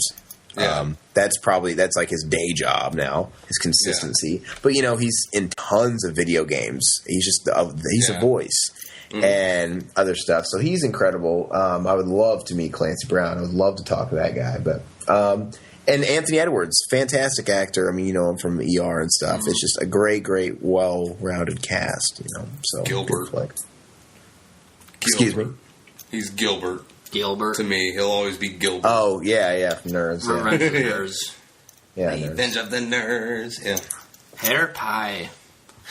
Okay, want to move on to the next one? Yeah, we can move into my pick. Trick or Treat. Trick or Treat was a turn of the decade movie. It came out in 1990. Even though oh wait, 1986. My bad. Yeah, I was gonna say, slap me on the wrist, man. I'm in another planet. Anyway, it's very much what you'd expect. It's totally 80s all across the board. Maybe it was 1990 in Russia. No, here they're pretty much 20 years behind in everything. Fashion. All the dudes wear acid wash jeans, Bill Cosby sweaters, and have mullets. And I'm not even lying. But anyway, yeah. So none of the Trick or Treat's probably just coming out then. Probably. The movie, that was just a slip of the tongue because the movie reeks of the 80s. Everything totally. From what he's into and the soundtrack. Which, by the way, I want to say that I couldn't answer it earlier, but the tagline for the movie is, what are you afraid of? It's only rock and roll. And the original poster art, promo art, is great. It's just a jack-o'-lantern face with Sammy Kerr's figure. And it's all hand-drawn, as you would in the 80s, kind of playing a guitar in the fire of this face. And it's a lot better than the re-release. It got re-released, maybe in 2003, I think, on DVD. Mm-hmm. And the cover just had like a jack-o'-lantern, and it had Gene Simmons and Ozzy Osbourne on the front. And they weren't even to-the-date pictures. They were like 90s, just generic stock photos of them. They were obviously capitalizing on them as being names to sell the picture, but really, Gene Simmons plays a minor role in the film, and Ozzy Osbourne has a cameo, an even more minor role. Yeah, granted, they're great cameos and they're great roles, but definitely. But yeah, they just plant them on it might as well be a cover issue of Hit Parader. It looks nothing like, you don't know what you're getting yourself into.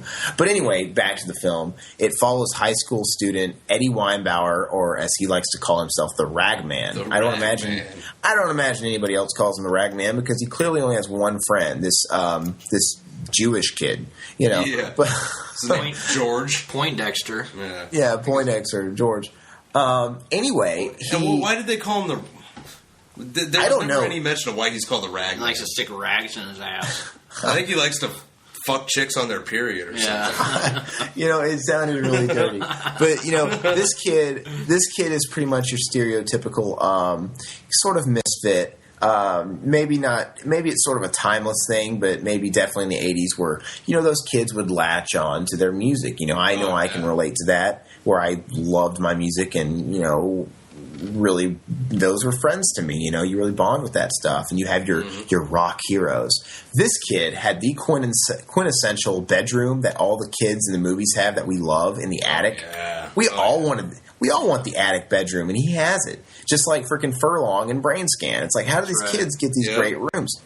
Anyway, he's got this giant attic bedroom, and what kills me is he's got the walls littered and painted with posters and art and album records of the biggest names of the day. You got your Maidens, your Judas Priest, and even like your Halloweens and your Anthrax, Wasp, Megadeth. But what cracks me up is above everything else is this giant mural almost poster of Sammy Kerr, a fictional rock star, which it's kind of hard to believe that you see this fictional rock star above all these rock gods that are real, because Sammy Kerr is a second-rate Alice Cooper.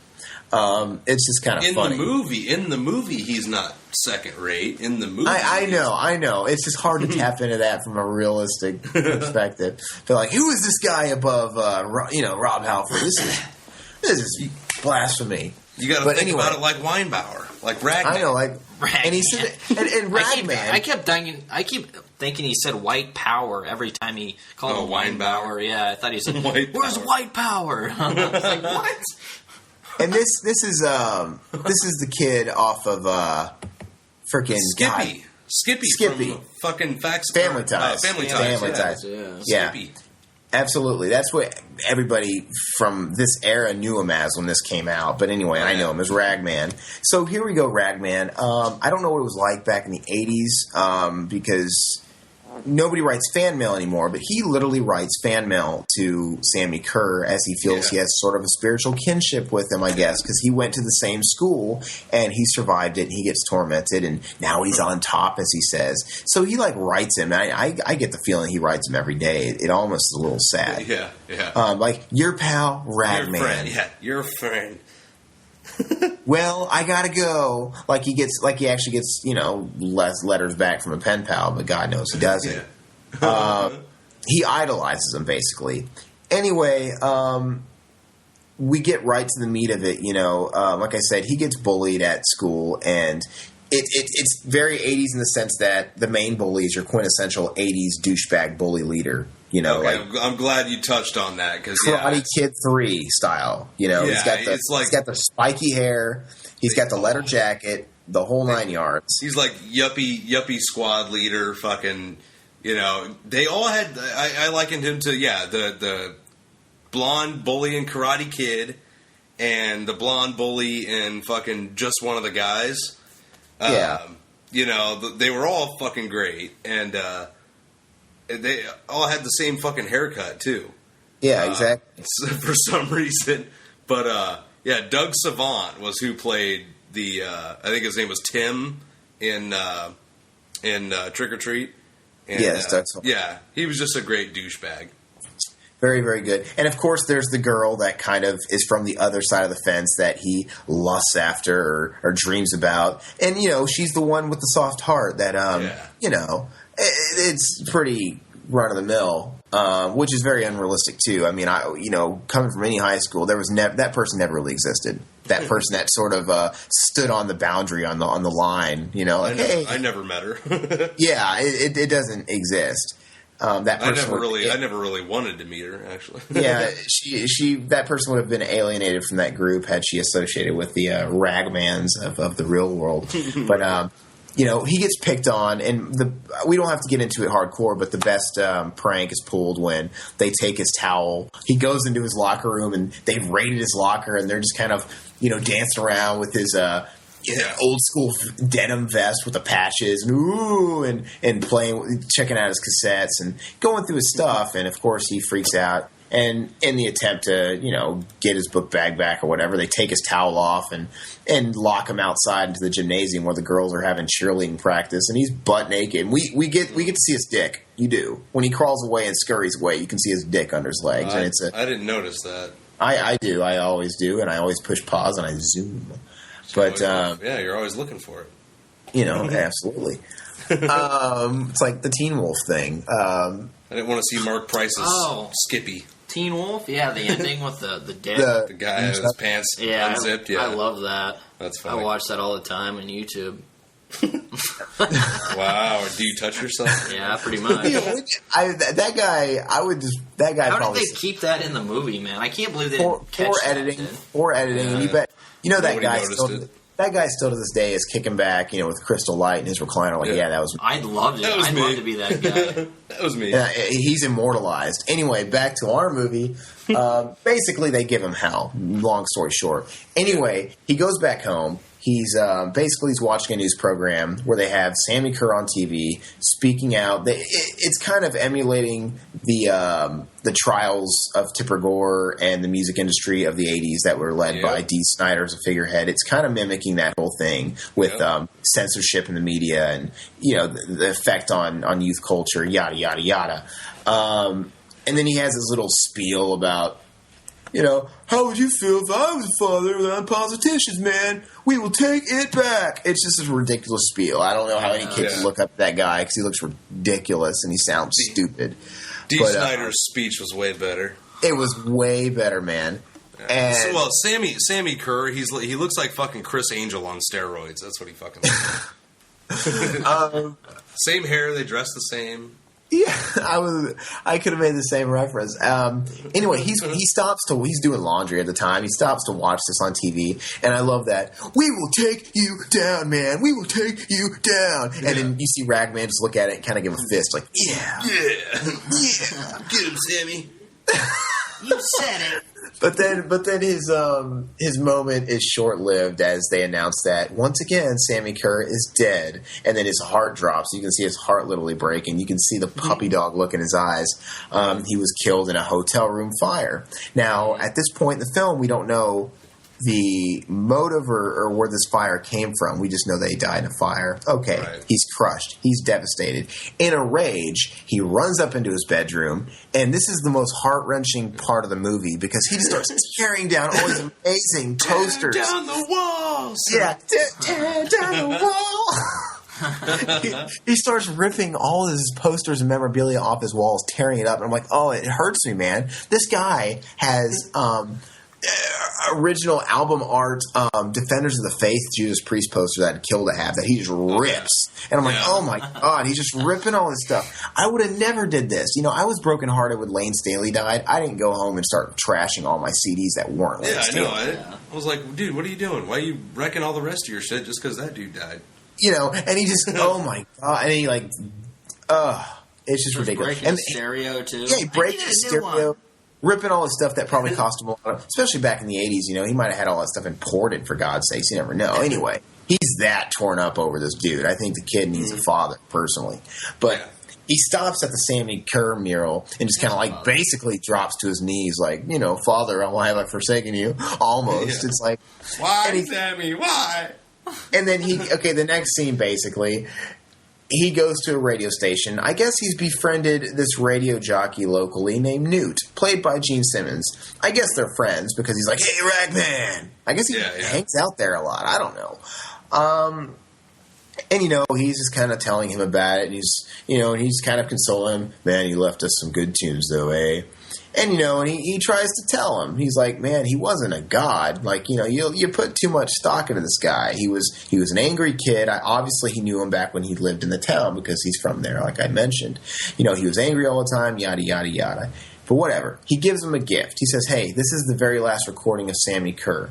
And it's the only copy in existence, And he would want you to have it. So I'm like, wait, does Sammy Kerr actually verify and acknowledge the existence of Ragman? I don't get it. Or is he just saying that in essence because he was his number one fan? And I thought he was a huge rock star. Doesn't he not have a lot of people like Ragman around the world? But I guess he deserves to have it. Whatever. One Ragman.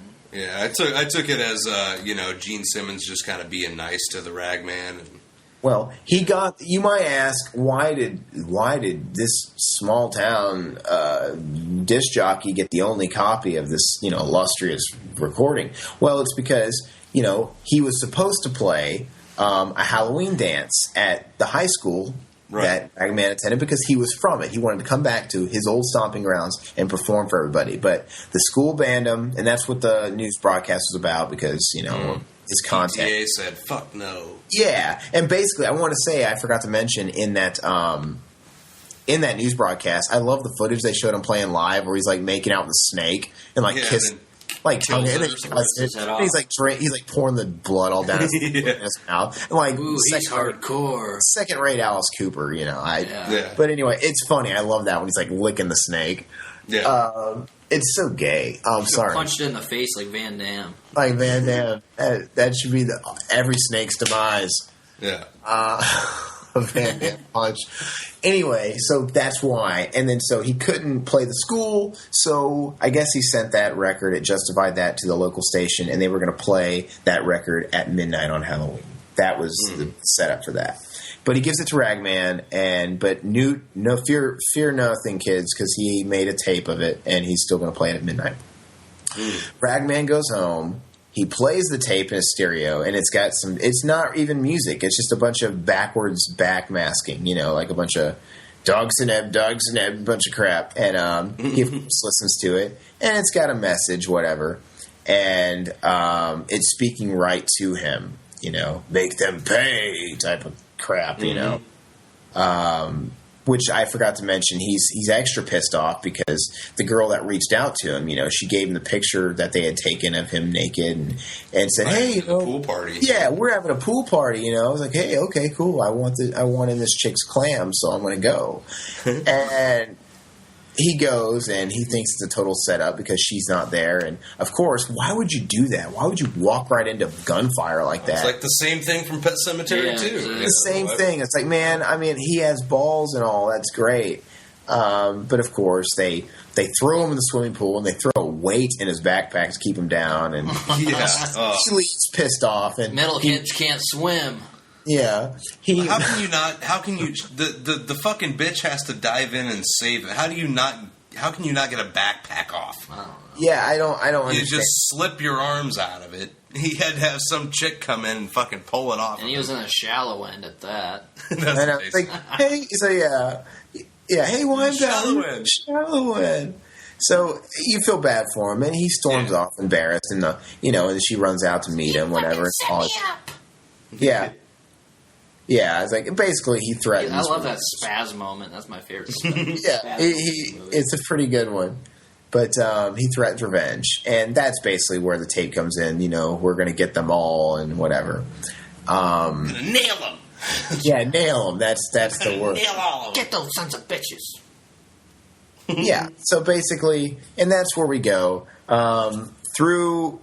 vicariously through this spiritual freaking contact of, I don't know, the record. He starts nailing them all, starting with the main bully, There's the whole, they lead them to the shop room, and he's, of course, cornered again. Well, it starts off with a chase because in the lunchroom, he just dumps his lunch all over him. He's feeling cocky, I guess, and he just takes off running. Now, me personally, if I was really going to stand up to this guy, I would probably dump the tray on him and then punch him, beat him with the tray or something. Not dump the tray on him and then run. It's like, well, of course he's going to chase you. Like, what are you thinking? Yeah. Anyway, he runs, and he... I don't know if he intentionally leads him there, or if it's just kind of the way it works out because the tape said so. Leads him to the shop room after that. I'm jumping ahead of myself. I'm sorry. He gets caught, remember, because he jumps into that room, that board meeting, obviously, and starts spraying all the old teachers or whoever they are with the die, fucker. I love that scene. So the whole thing with the shop room is retaliation for that. They get him in the shop room, and I don't even know what that piece of machinery is, but by possession, he gets thrown down, I guess by the forces of Sammy at work.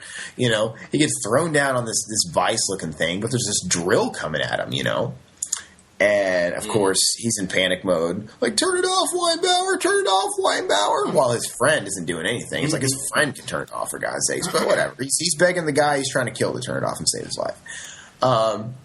And he turns it off right when it's basically on his eyeball, Freaks him out, gives him a scare. And, he threatens, this ain't over, man. This ain't fucking Weinbauer, you're dead. Yeah. Yeah, this ain't over. He's like nearly in tears. Yeah, like no thanks for just saving my life or anything, but this ain't over. He probably, I don't know. For all he knows, he somehow did it. I don't know. Yeah. But yeah, and you see Eddie Weinbauer walking around like he's cock of the walk a little bit. He's got a little bit of confidence. But things obviously get a little out of control. I like how the girlfriend of the main douchebag, Tim. First of all, the kill scene in that is ridiculous. It makes no sense. All right, well, it turns out that anybody that listens to this tape, a copy of this record, gets killed or something to that extent. It finds its hands into Tim and his girlfriend are like necking. They're at like freaking. They've parked. If that make out point. Yeah, they have those anymore. And I guess they just did it. And he goes out to take a piss or whatever. And she's like, okay, while he's taking a piss, I'm going to listen to a Walkman. Yeah. And that tape's in there. And basically, she listens to the tape, and it's the most out of place kill scene I've ever seen in my life. Makes no sense. Yeah. It really doesn't. It's so stupid. It was just an excuse to show her tits, really. Yeah. And she's listening to it. She's got these ghetto phones on, and all of a sudden, like, some electricity is like going in her ears, and then they like weld to her ears, and all of a sudden there's like this giant dragon in the car, like humping her. Demon type of, yeah. Yeah, it's like, okay, when did Jim Henson become involved with this project? This creature studio and whatnot. Anyway, Tim comes to the rescue. I mean, that was the longest piss in history. And he finds her. Maybe he was getting primed in the woods. I guess, man. He finds her, and there's like green slime all over her, and he tries to take the headphones off her, and they're like welded and slime to her ears. Yeah. That's pretty much it, and she doesn't even die because she's in the hospital. Because he goes to seek answers from Eddie. He goes to his front door, and he's like, "Why, Power? Get out of here!"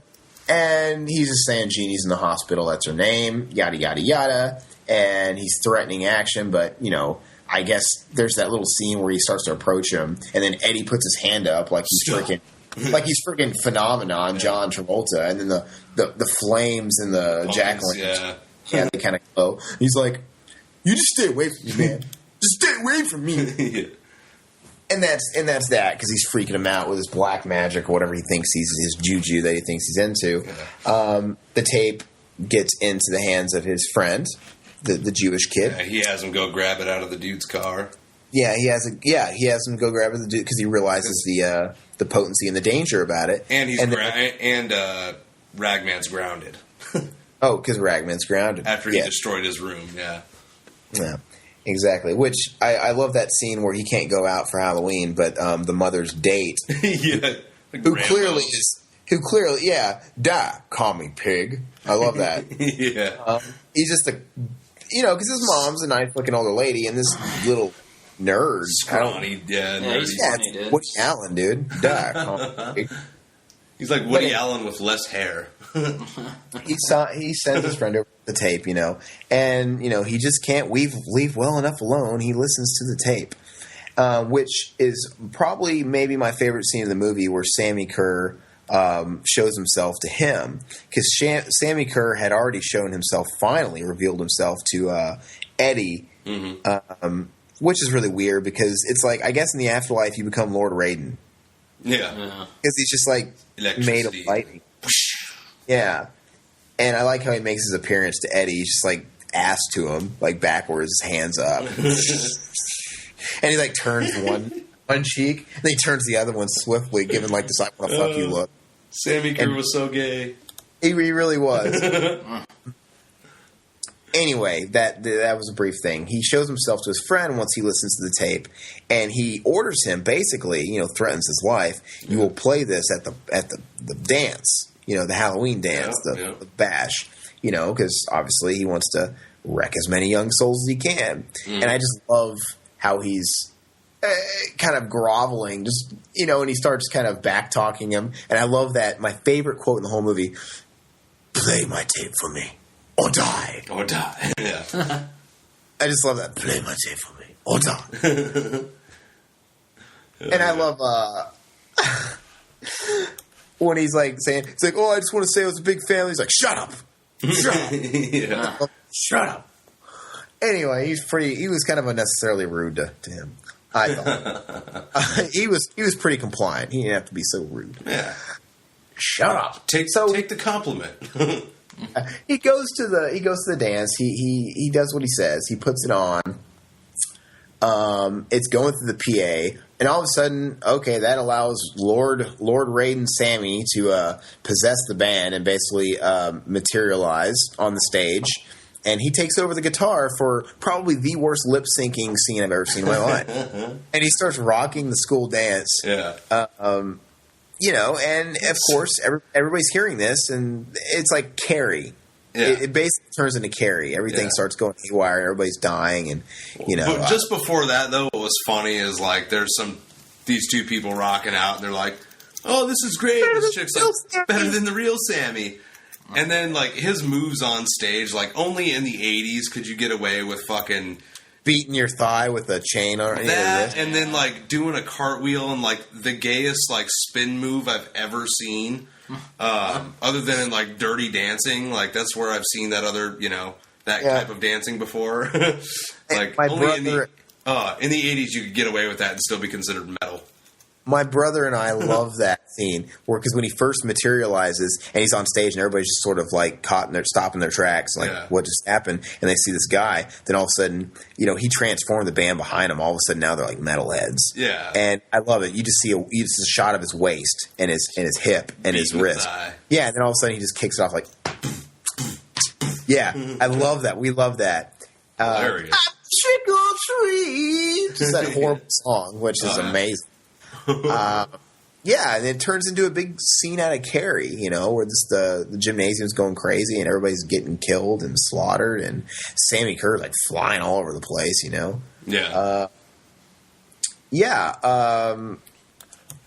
it's already a mess, but you got his friend feeling horrible because he feels like he's the cause of all this. He's already feeling remorseful.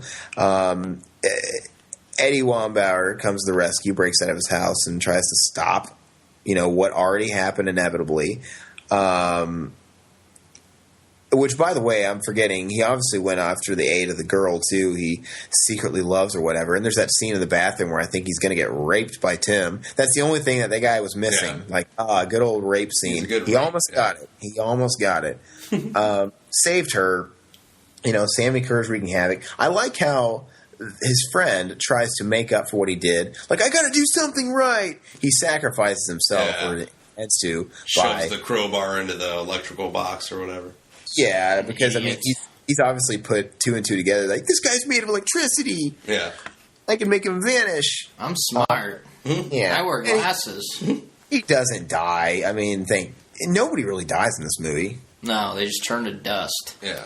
Even Jeannie didn't die. The friggin' Nerdstrom didn't die. It's whatever.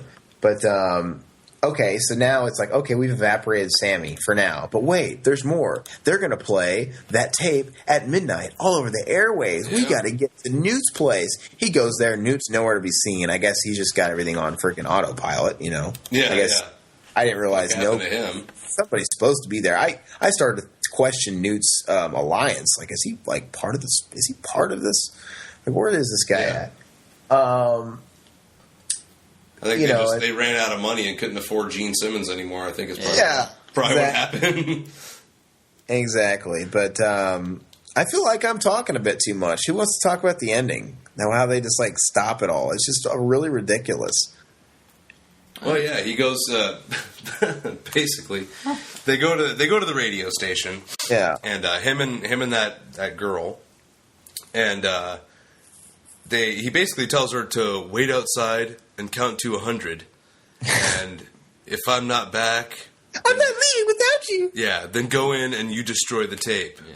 And so basically he grabs a little fucking little handheld radio type of thing, throws it in the back seat of the cop car that they stole from a little bit earlier, and he starts taking off down this road, driving all fast, and starts just calling out Sammy pretty much, like having his little heart-to-heart with him. I don't need you anymore. Yeah.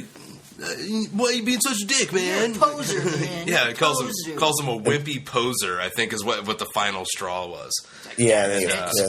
So then Sammy comes into the back of the car, and right around the time that this chick finally gets to 100, and so she runs in, starts destroying the tape. Ragman drives the car off of a bridge and into water, which we know that when electricity hits water, it's all kinds of crazy. And he says, "Hope you can swim, sucker," and fucking drives off. And that's pretty. That was pretty much how he goes back to the radio station, and he becomes Chick's still there waiting for him. I guess he takes over Newt's job, and he decides to play a jam to lead us out, and then it ends. Credits. Yeah, good. What does he say? Good morning, freaks, or yeah. It's like, where's Newt? Maybe he was just taking like a really bad taco shit, and he missed the whole thing. Yeah, comes out. Hey, what's been going on? He was playing battle shits with Poindexter. Yeah. For as little as a role as Gene Simmons had, and for as little dialogue as he had, his acting was actually okay. I thought so too. I watched. It was solid. Yeah, I watched it actually. I watched the movie again earlier today, and I thought the same thing. I was like, wow, he was really fucking natural and did a really good job for the tiny little part that he was in. And before we exit this movie, I'll just comment on Ozzy Osbourne's cameo. You see him on TV playing, tongue in cheek, kind of mimicking what he was up against at the time, a TV evangelist. That was his enemy at the time, talking about, these people are evil. Like, I love the lyrics. We love the lyrics that he's reading. Like feel my love missile. Like, enter your love channel. Like, fail me.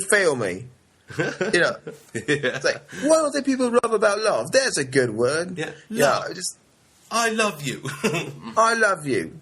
Just things like that. And then there's a lot of breaking the fourth wall. Sammy Kerr reaches his hand in the TV and scratches his face. Ah! And then when he pulls the old lady from the scene with... Yeah, turns to like a crispy critter or something. Throws her on the ground and just breaks into a million. Apparently she was like 3 feet tall, too, because it just looked like a midget he pulled out of there. Like a dust midget or something. Yeah, but the movie's fantastic, folks. The movie's ridiculous. It's the acting is on par with it's good because it's on par with any movie of that era. It's good. They don't act like they do nowadays, but that's just because it's a product of '86. But like I said, it's up there with the best as far as movies of that era. Yeah. And it's got some of those cliches. We've touched on the bullying and the douchebag leader and the girl and all that stuff. But it's a great movie. It's a little bit magnified and a little bit exaggerated, but you can identify with all the characters, and you know all these people in real life. If you went to high school, you kind of knew these people. Yeah. So, but it's a great flick. I highly recommend it. And I love Sammy Kerr. And it should be noted really quick. Let me just double check so I get my facts straight really quick.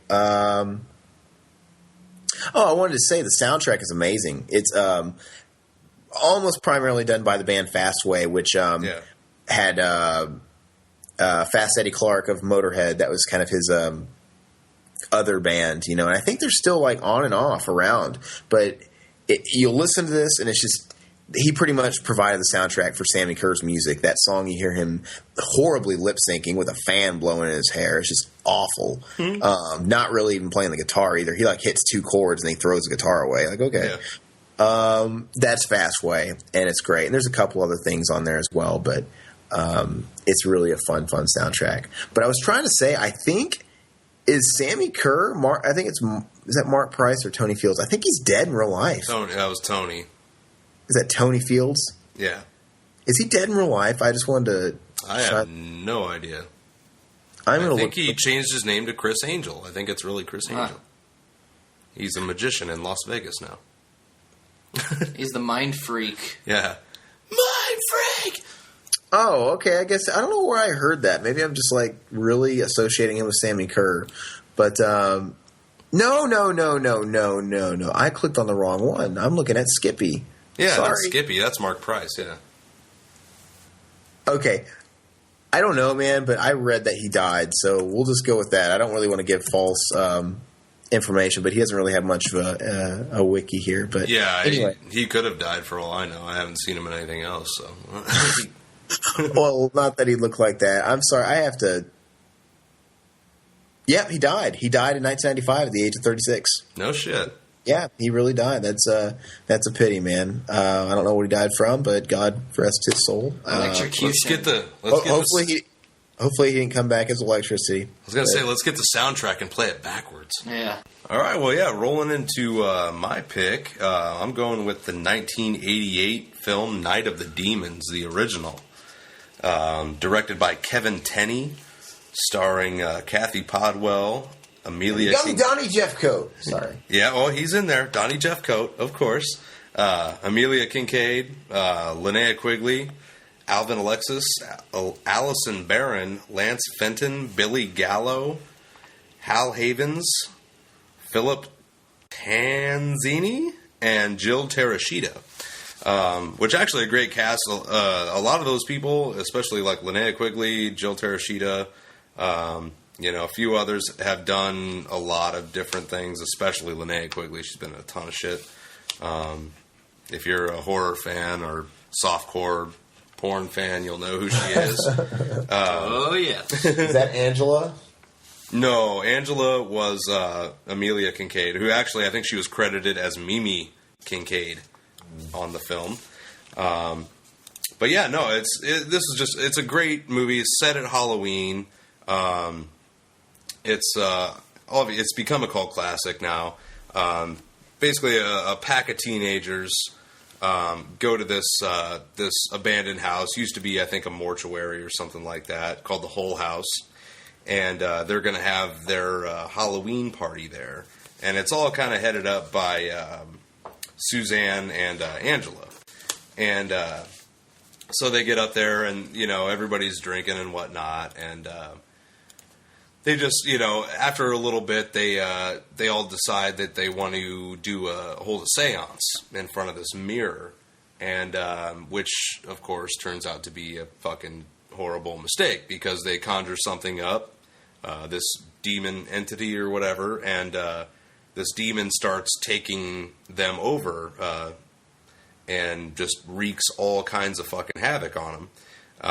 There are, I'm just going to jump through it real quick, but there are, great death scenes. There's, the notable fucking lipstick scene, which is fantastic with Linnea Quigley. Just all kinds of great fucking madness going on. I guess this one was pretty controversial when it first came out. Like, no U.S. distributors wanted to touch it. But it finally got released from, I think, a European company in October of '88, and was actually a moderate success, and of course over time has become a cult classic. It spawned 2 remakes, Night of the Demons 2 and 3, and a remake in, I think it was 2009, I believe, if I'm not... Yeah, I think it was 2009, released in 2010. Yeah, something like that. But, yeah, it was... this one's really fun. All the characters are great. I mean, just typical 80s characters.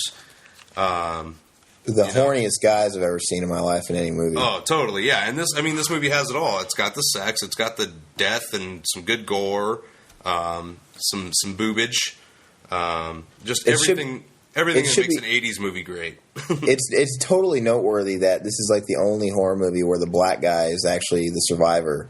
Yeah. let alone not the first to die, but actually the sole male survivor.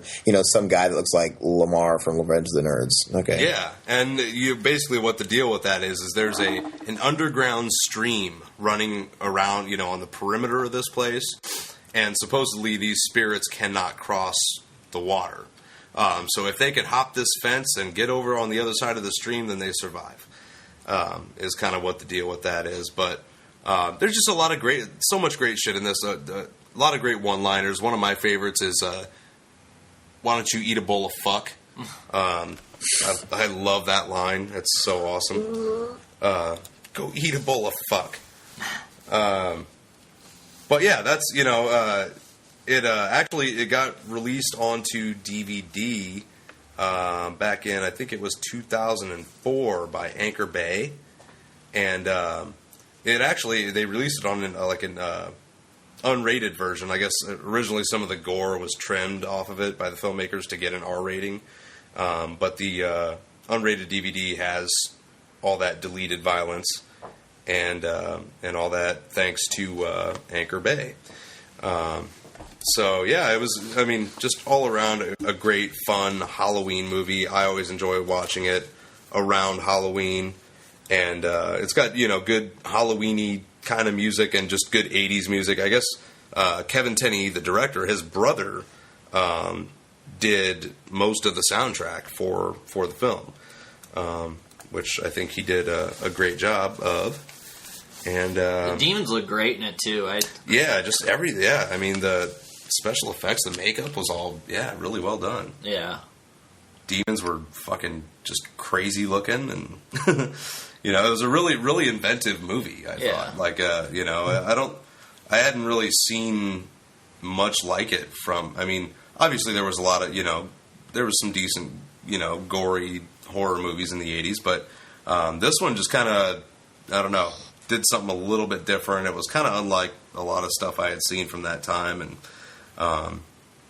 just really always kind of stuck with me. I always really enjoyed it, and, I think it's a great pick for anybody, even now, today, to watch on Halloween. Yeah, the Halloween's perfect for Halloween. Oh, yeah. And even the remake, too. I didn't hate the remake, which I never saw it. Eddie Furlong from Pet Sematary II is in it. And it wasn't bad. It wasn't great by any means, but it's not a bad little movie. Should I watch it? Should I check it out? Check it out. It's streaming on Netflix, I believe. So yeah, check it out. It's not the original, but it was still a fairly fun movie. They had some. There was one scene I enjoyed. It was when Angela, who actually in the remake is played by Shannon Elizabeth. Yeah, that's been I think most people's bitch about the remake was they hate Shannon Elizabeth. I'm not a big fan of hers either, but horrible actress. Yeah. Yeah, but she was I think kind of I don't know. She was in it. Okay.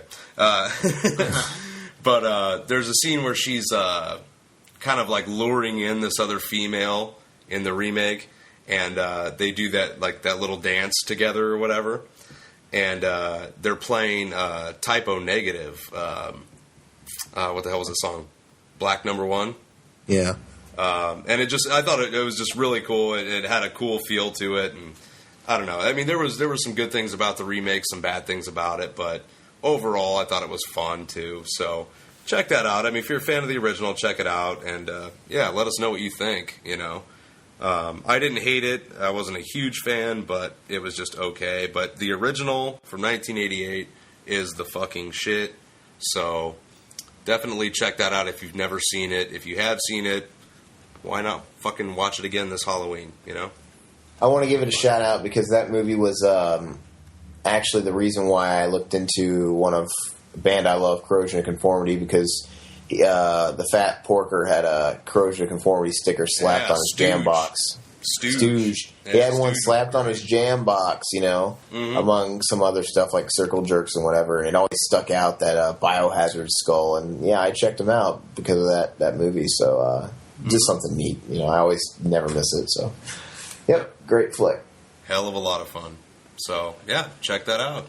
That'll wrap up our review segment. Yes, it will. Thanks for... hope we didn't put you guys to sleep. Let's just say that. A little long, but bear with us here. What do you expect with 3 awesome movies? Cut us That's some slack. true. But yeah, I'll be back to close out the show, and you're listening to Behind the Mask. Hey guys, welcome back. Hey. Thanks for listening to the show. Yeah, I hope you all have a fucking scary good Halloween. Yeah, Hope you guys. Sorry. Post your fucking Halloween costume pictures or some kind of Halloween pictures on our page. Yeah, throw us some Halloween love on the Facebook That's right. page. Want to hear from you guys, and For the love of Sammy Kerr, I mean, eat lots of candy and cherish it, because I don't get it here in Russia. They don't know how to celebrate Halloween here, so it's a crying shame. So Get nothing Bummer. but hairy muff and hairy armpits. I don't know about that, but Calling out them Russians. not your mom, Todd. I'm just kidding. Ooh. He did. I love your mom. I'm just joking. But yeah, man. So I'm gonna try and hit up a party and find a costume and still try and make the best out of it. But yeah, those pictures would be cool, man. That's a good idea. I want to see them. Oh yeah, and yeah, give us any feedback if there's shit you thought we were wrong on, or if you thought we were right, or whatever. Let us know. Keep the questions coming, man. Keep the goddamn questions coming. I enjoyed it this go around, man. We had a few really good ones, and it's your guys' damn fault we rambled on so long because you asked questions, but keep it coming. Yeah, we enjoy that. In November, we're going to be bringing you some more interviews, so keep an eye out for that. Yeah, there will be some good ones coming. Actually, we got some things on the line here. We're getting worked out. So yeah, more interviews coming and all kinds of just other madness. We might have some other big news coming up here soon. So we got a little giveaway we're working on. So yeah, we'll be talking about that here in the future too. So stay tuned. Well, this is the RiverMan And the Lush. This is RedRocket. And you're listening to Behind the Mask. Yeah, motherfucker, keep it sleazy. Happy Later. Halloween. Yeah. Woo.